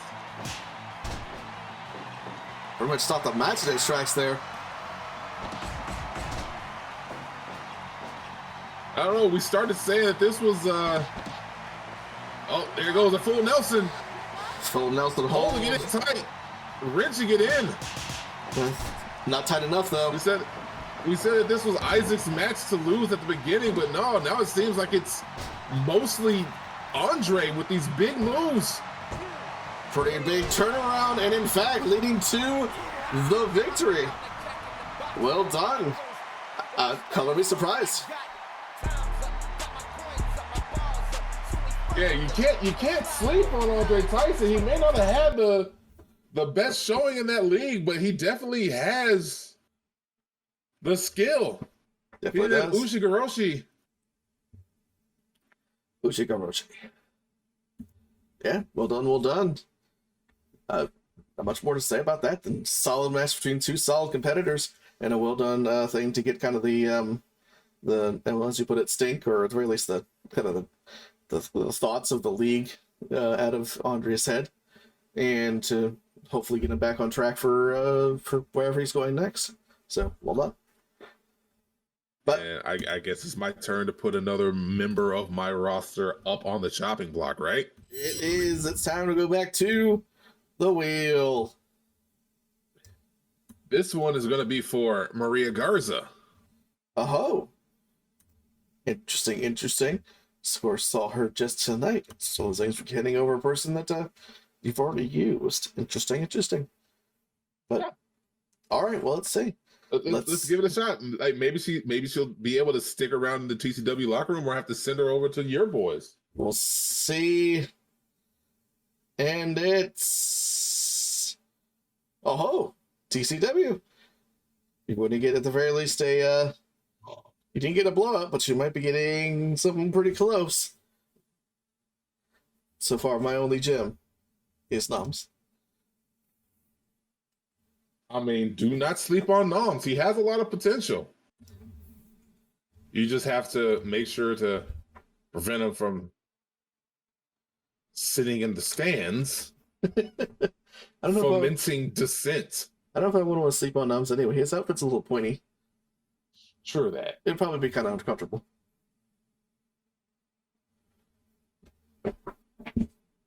But there we have it.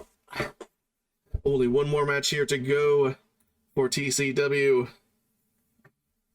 Our main event. And I have a feeling that I know who is coming and what a main event this is going to be. Now, I was requested to make this match. I didn't want to make this match. I really didn't. Because I wanted to move on from the league, but someone banged their way into my office and they demanded a match. They demanded any kind of match. I wanted to give Cameron the night off. I wanted to give Dunn, our other champion, the night off. But here he comes, ready to just cause an issue. So I had to feed him somebody, and I sadly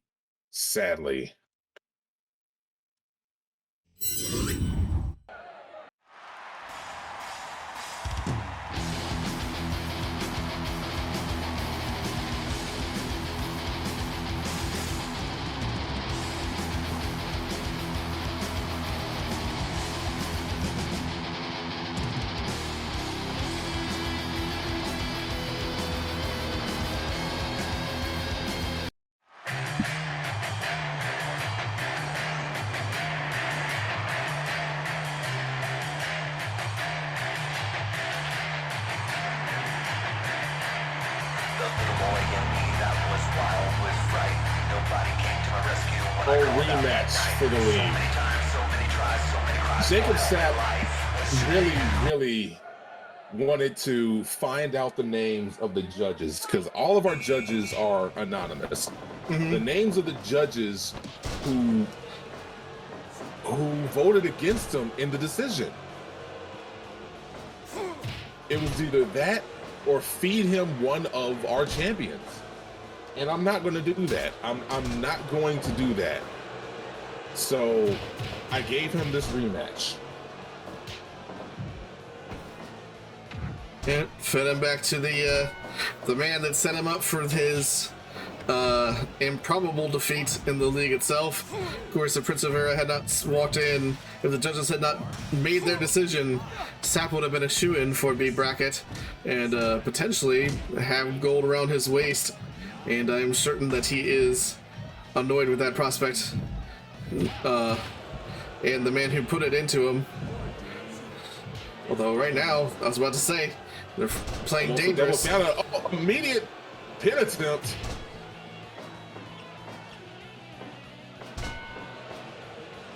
And he's just going to be stomping over his nether region. Those short arm uppercuts from Prince. Prince is not going down without a fight regardless. No, Prince isn't. Oh, there he goes, that wheelbarrow facebuster.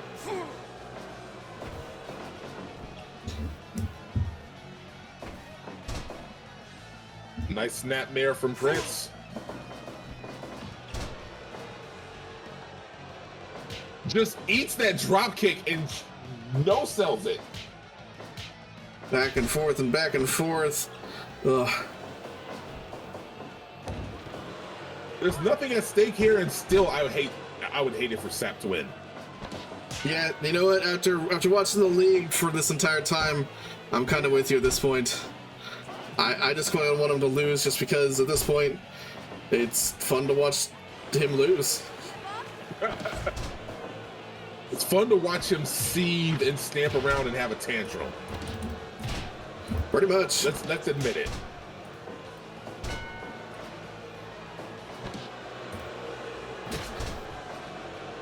Oh my God, just absolutely the worst.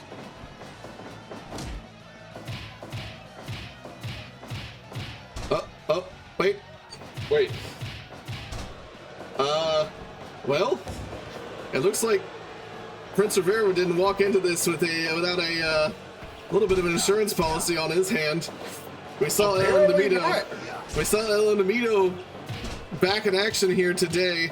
Seems like Prince Rivera decided that if he's going to be forced into a match like this, he's going to come in with whatever he can to protect himself. He's going to come in with a friend. And honestly, normally I would be all against this. We've been very vocal in our opposition in the past to sort of unsanctioned wrestlers getting into a matchup. But honestly, I don't know if I can necessarily blame Prince Rivera on this one. I mean, if you're being forced into a match that you thought you had the night off, yeah, I would definitely get bring some insurance myself. Yeah, David Perez just staying out long enough to get a little bit of action in without potentially costing him, of course, a disqualification. Haley Wilson being very generous in that regard, although once again I think she probably feels the same way. Like, everybody shares a locker room. Everybody hears what everybody says. So, like, chances are she's heard a whiff of what Sap has been saying about his opponents. The whole promotion, the whole federation, in fact. Yeah, he's not exactly a beloved character, and you're seeing why just here. And is that going to be it? Yeah, well, it is. It is. Rivera tried his best.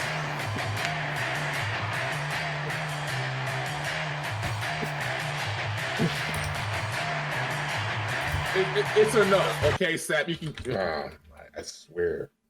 Yeah, well, it's one of those things where, as I said, you can't necessarily blame Prince Rivera for trying. He brought out his insurance policy, but it just was not enough. Sap's still the man to beat, I think, in I almost called it B bracket, bring him back to the league, but still the man to beat in TCW here. Cameron managed to beat him for the belt and twice, essentially. Twice. But it's one of those things where is 3 times going to be the charm? Because you have to say, of course, Cameron eventually is going to have to face him. That's inevitability at this point for that belt. I mean, it's one of the things where, like, does Daniel have the first in line because he was the one who he beat for the title? Does Dunn have the first in line since he got a victory over him? It's one of those things where we might have to have a multi-man match at some point to decide. Yeah. Will be an interesting one to be sure. Daryl Dunn versus Jacob Sapp versus Daniel Alara for the number one contender for the unified belt. Yeah, let's see what happens in the future. But for right now, I got one more person to put on the chopping block, right? One more person. And of course, we go back to the wheel. Now, normally I'd be ready to answer any and all angry, vitriolic emails and shouts from fans, especially from one Drago Nas, because I believe that she is one of his favorites. But since he's no longer here in TCW, I don't have to worry about walking to the back and stepping into my office and seeing some masked weirdo hiding behind the door ready to speak to me. So our final person on the block, Karen Bishop. Ooh. Now that's an interesting one. One that I have professed a enjoyment of in the past. One that I would love to have on OWO. Let's see. Will the wheel provide? Let's go, little wheel. Come on, no whammies. No whammies. No whammies. Oh, whammies. Whammies. Seems like TCW walks away with this one with a solid showing of 5-1 and leaving me having to probably open up my pocketbook for some more freelancers by the time we meet again here next week. Just to fill out my card a little bit. But layers on layers on layers. But does mean, of course, that we get noms for OWO. We got a new champion in Lyndsay Barber. I'm sure he's happy about that as well. I mean, Noms versus Lyndsay Barber would be an amazing match. It would be real. It is true. And of course, now Noms and his gremlin opponent are all on the same general organization. So those things where they can have. Good luck with trying to keep them apart. That's one of those things where they want to fight, and as long as people want to watch it, I'll put a camera on them. Yeah, it's what you're about to get is not. If you, I should have camera footage. I believe I have some camera footage of when Zane and Noms just will continue to go at it. It's not fighting per se. It's like, have you ever seen a toddler throw a tantrum and ineffectually beat their fists against something or somebody? Mm-hmm. That has much more organizational skill compared to what you get in the locker room when you put Zane and Noms in the same location for over 60 minutes, because that's the time limit I found out. 59 minutes and 59 seconds, you're fine. The very second it hits that hour mark, they get at each other, and it's just, I hope you enjoy it. Well, maybe we'll just have to keep them there for 30 instead of 60. Who knows? But all I know is, of course, that'll be it for the TCW and OWO cards. I'll leave it up to the fans. Do we want to do one cross-promotional one, or do we want to call it here? We, of course, have been going for a little bit here, but if there's enough demand, if there's a thought out there for a match you would like to see, I'm all ears.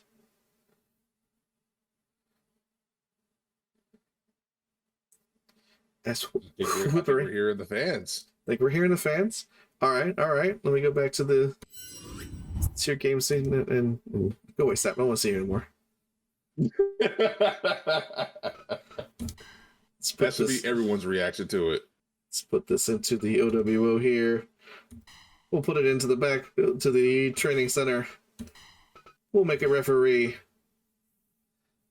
And now, who's going to replace Sap and Prince Rivera here is our final matchup.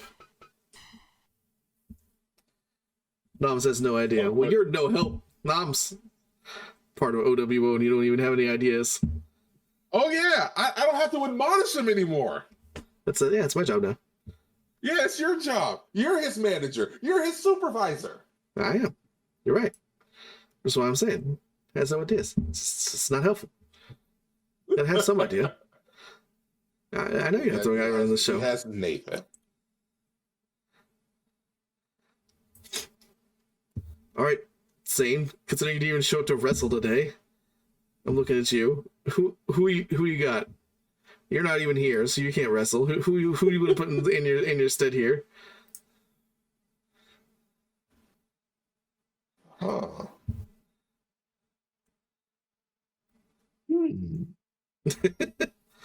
And we'll make it against Noms just because. Why the hell not? You know what? Yeah. I have an idea. Put him up against Old Scratch. Hint, hint, wink, wink. Old Scratch. I'll stick on Sap. I don't want to have Sap anymore. We'll do Sap later. No, okay. I mean, Mr. Nick. It is true. We have not seen a Mr. Oh, well, if we do it that way, I do actually want to have. We'll do a tag match for that one, because I do, and we might do it into empty ring instead, because I wanted to show off someone else as well involved with that one. So Noms, who do you? Oh, actually, I know who you want to be as your tag team partner. Why do you have to ask that one?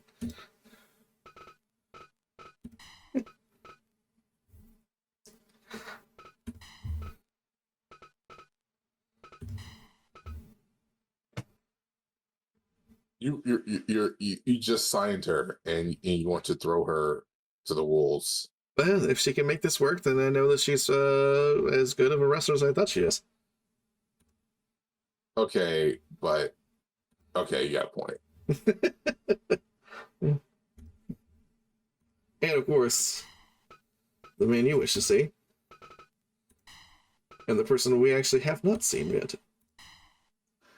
I mean, we might as well go all out, right? Mm-hmm. There's a go.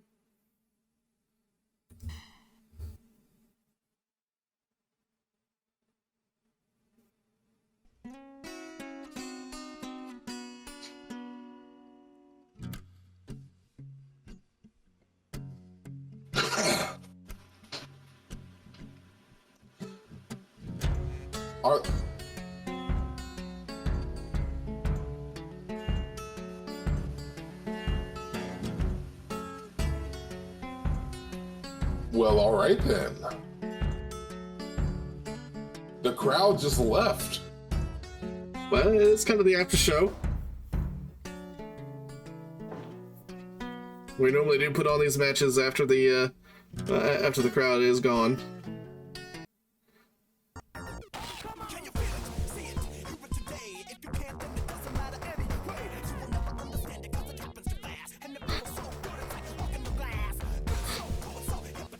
The new champion and the former TCW wrestler in Drago Noms.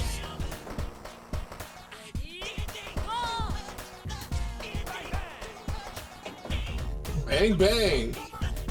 I like all the things that used to annoy me about Noms are now charming to me because I don't have to pay them. We'll have to see how this goes. We haven't seen Mr. Nick around here for quite some time. And of course, Miss Nick, or Mrs. Nick, I should say, has not been seen here yet, so. It has been some time.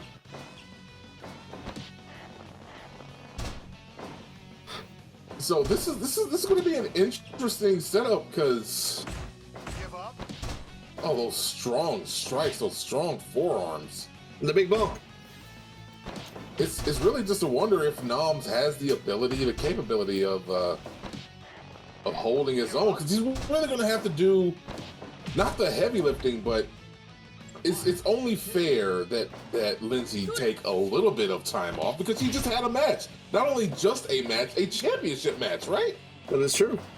I would assume that is why Noms is out first.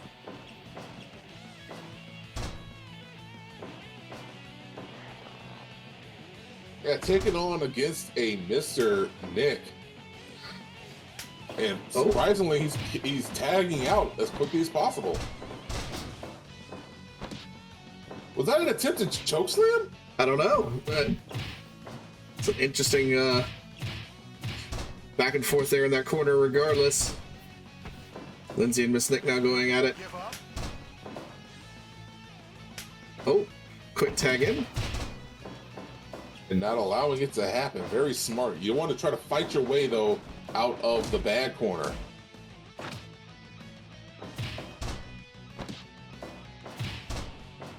Another strong strike right to the chest. Oh, cover, but only for a moment. Give up. 5 minutes gone. Ooh, right there.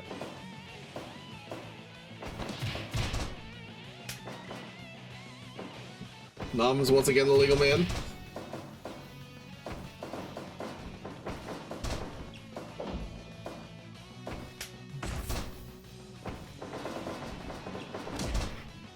Oh, that's the little shoulder tackle there.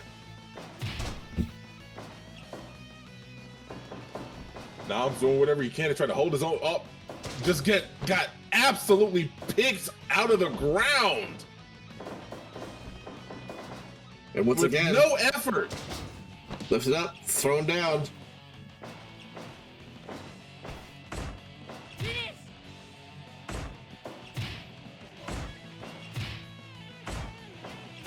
Back and forth. And Noms just get that. It looks like it did. Credit to him.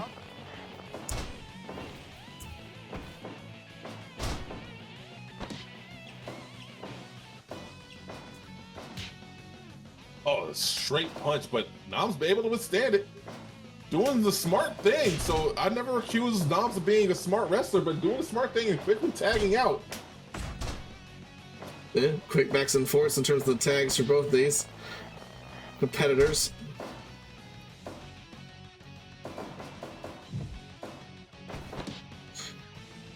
And just as intelligently. There goes one kick. Oh, I don't think it misses it completely. A little bit of a misunderstanding there. I think Lyndsay kind of jumped the gun there. Yeah, that definitely might have been it. Either that or Noms just way too infatuated with trying to prove that he could hold his own against Mr. Nick for Lyndsay. Oh, kick right to the face. Oh, Mr. Nick going up top with Lyndsay. Oh. Is that a brain buster off the top? Oh, and then that rolling lariat.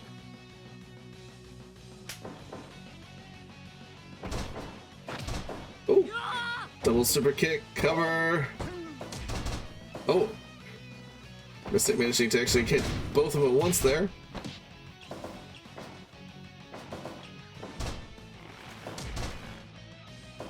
Mr. Nick reminding Noms that it is in fact he who is the legal man at this point.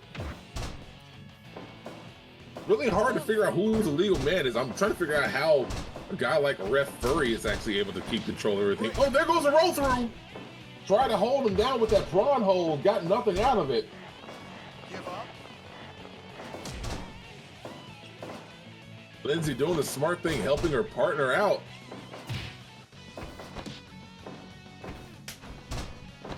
Again, once again, that prawn hold. Yeah. Oh. It's a standing triangle there from Miss Nick. Oh, there goes that face first choke slam.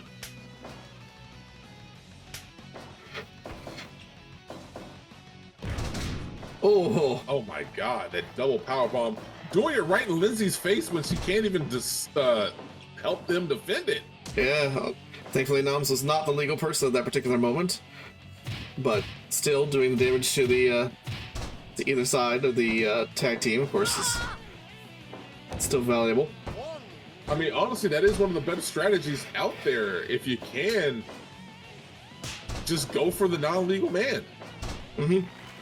Make them stay in there longer. Make them have a harder and harder time catching their own breath. What? There goes that quick fall-away slam. Seemingly confused in the corner there. Give up?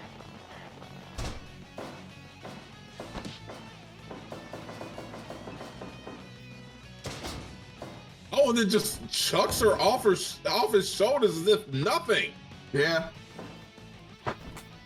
Once again, Another double foot stomp. Double foot stomps with the double foot stomps. Lyndsay back up though, and perhaps smartly tagging out. Oh, there goes that scorpion kick, scorpion tail kick, and just like that, he finds some way to take out, as we said, the non-legal man, keep her in the ring as long as possible.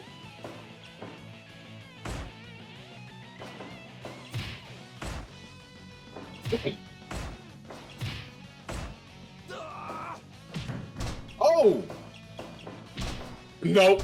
No. That Itsuguri, as beautiful as it did look, has no match for that rolling lariat. Indeed, indeed. Mr. Nick getting the better of it. Which might be the reason why. Oh, Noms is going for it again. This time hit it. Nothing to stop him. And now, using himself as a weapon. Dragging Miss. Does she have a first name or is it just Miss? We don't know, actually. The wrestling just says Mr. and Miss. Or Mr. and Mrs., actually, to be. Oh, a near fall right out of that. And once again, that harsh choke slam.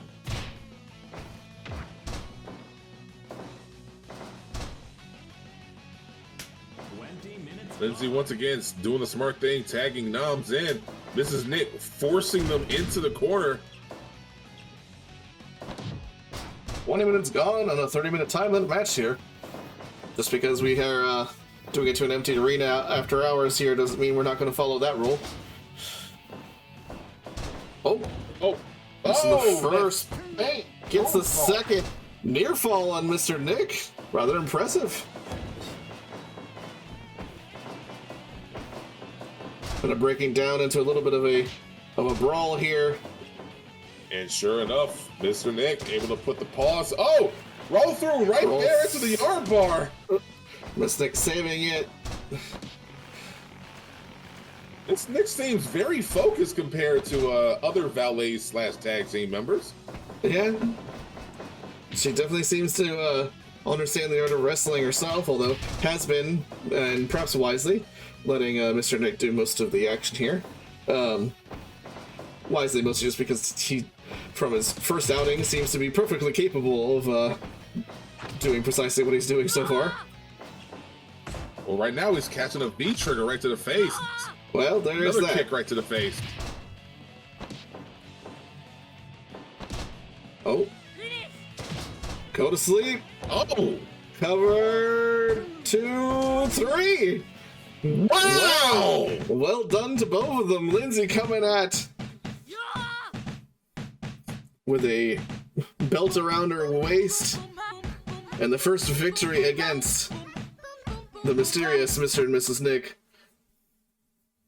A damn fine one too. 23 minutes. Yeah, just seemed like they were a little bit off of their game. Maybe it's one of those things where without the crowd there, maybe they didn't have something to play off of. I'm not sure. The energy was wrong. But I don't know.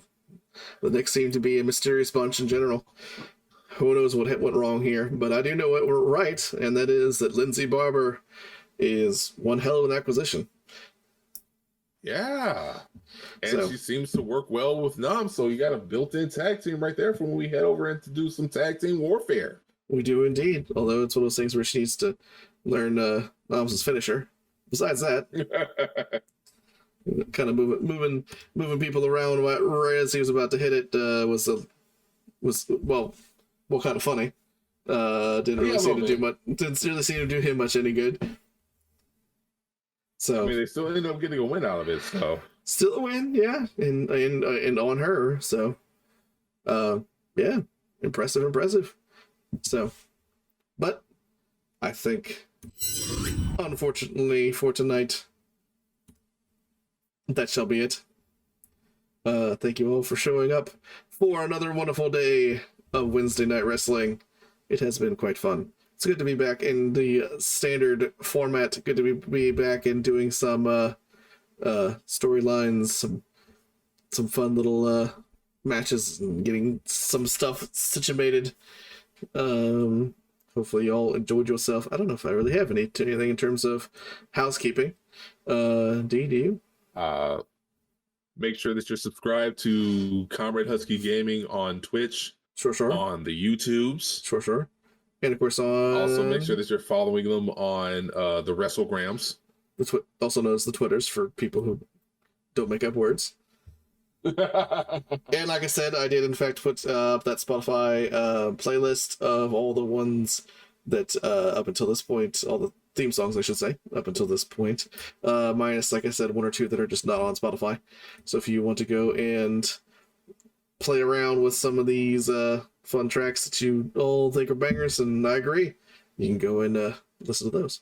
So, and of course, go and follow, subscribe, do this, do that to Heel Kaiju, because they're just Heel Kaiju content everywhere. So go and do that. In terms of any other sort of housekeeping exercises, I think that's about it. We're going to be, at least for this week and next week, I think we're going to keep it a little bit easier. So we're just going to stick to the Wednesday. We're not going to do any Saturday or Sunday streams. Unless the fans want it. Unless fans really, really want it. But what I might do instead, in fact, is grabbing someone like a Noms or a Shark or somebody else and making some more freelancer wrestlers, because we haven't done that in a while. So if you have any friends, family, you yourself want to make wrestlers with me, get in touch. Especially, I think Saturday, I think, is probably the best opening for it. Maybe Friday, one of the two of those. And we can sit down and make some more wrestlers. So if you got ideas, you got people you want to make, I can help you with that. So, but yeah, we're not going to, I don't think we're going to do a full on stream on Saturday or Sunday. Definitely not Sunday, because I think I'm actually busy on Sunday. So, so maybe next week, we'll see. But for right now, just keep, Wednesday nights will always be here. It is the way of things. It's in the name and everything. But for all other dates that we do decide to stream, keep in touch with my Twitter, and same deal with other things that I decide to stream. I do think I'm probably now going to, because I kept saying it after the league was done, on Mondays perhaps, and we'll kind of have to play that around. I might start Disco Elysium for those who are interested in that. Ooh. I have played, full disclosure, I have played the game to completion once. I have not, however, played it since it got its major update with the voiced lines and some new content and things like that. And I do know that when I played it through the first time, I did in fact miss some rather important side content. So I will be playing through it again with the new voice lines and things like that. So if you have never played it, I highly recommend you watch somebody, whether it be me or anybody else, or go and watch Comrade Husky when you if you want to watch it. Yeah, or go and play it yourself if you if it's the type of game that kind of tickles your fancy.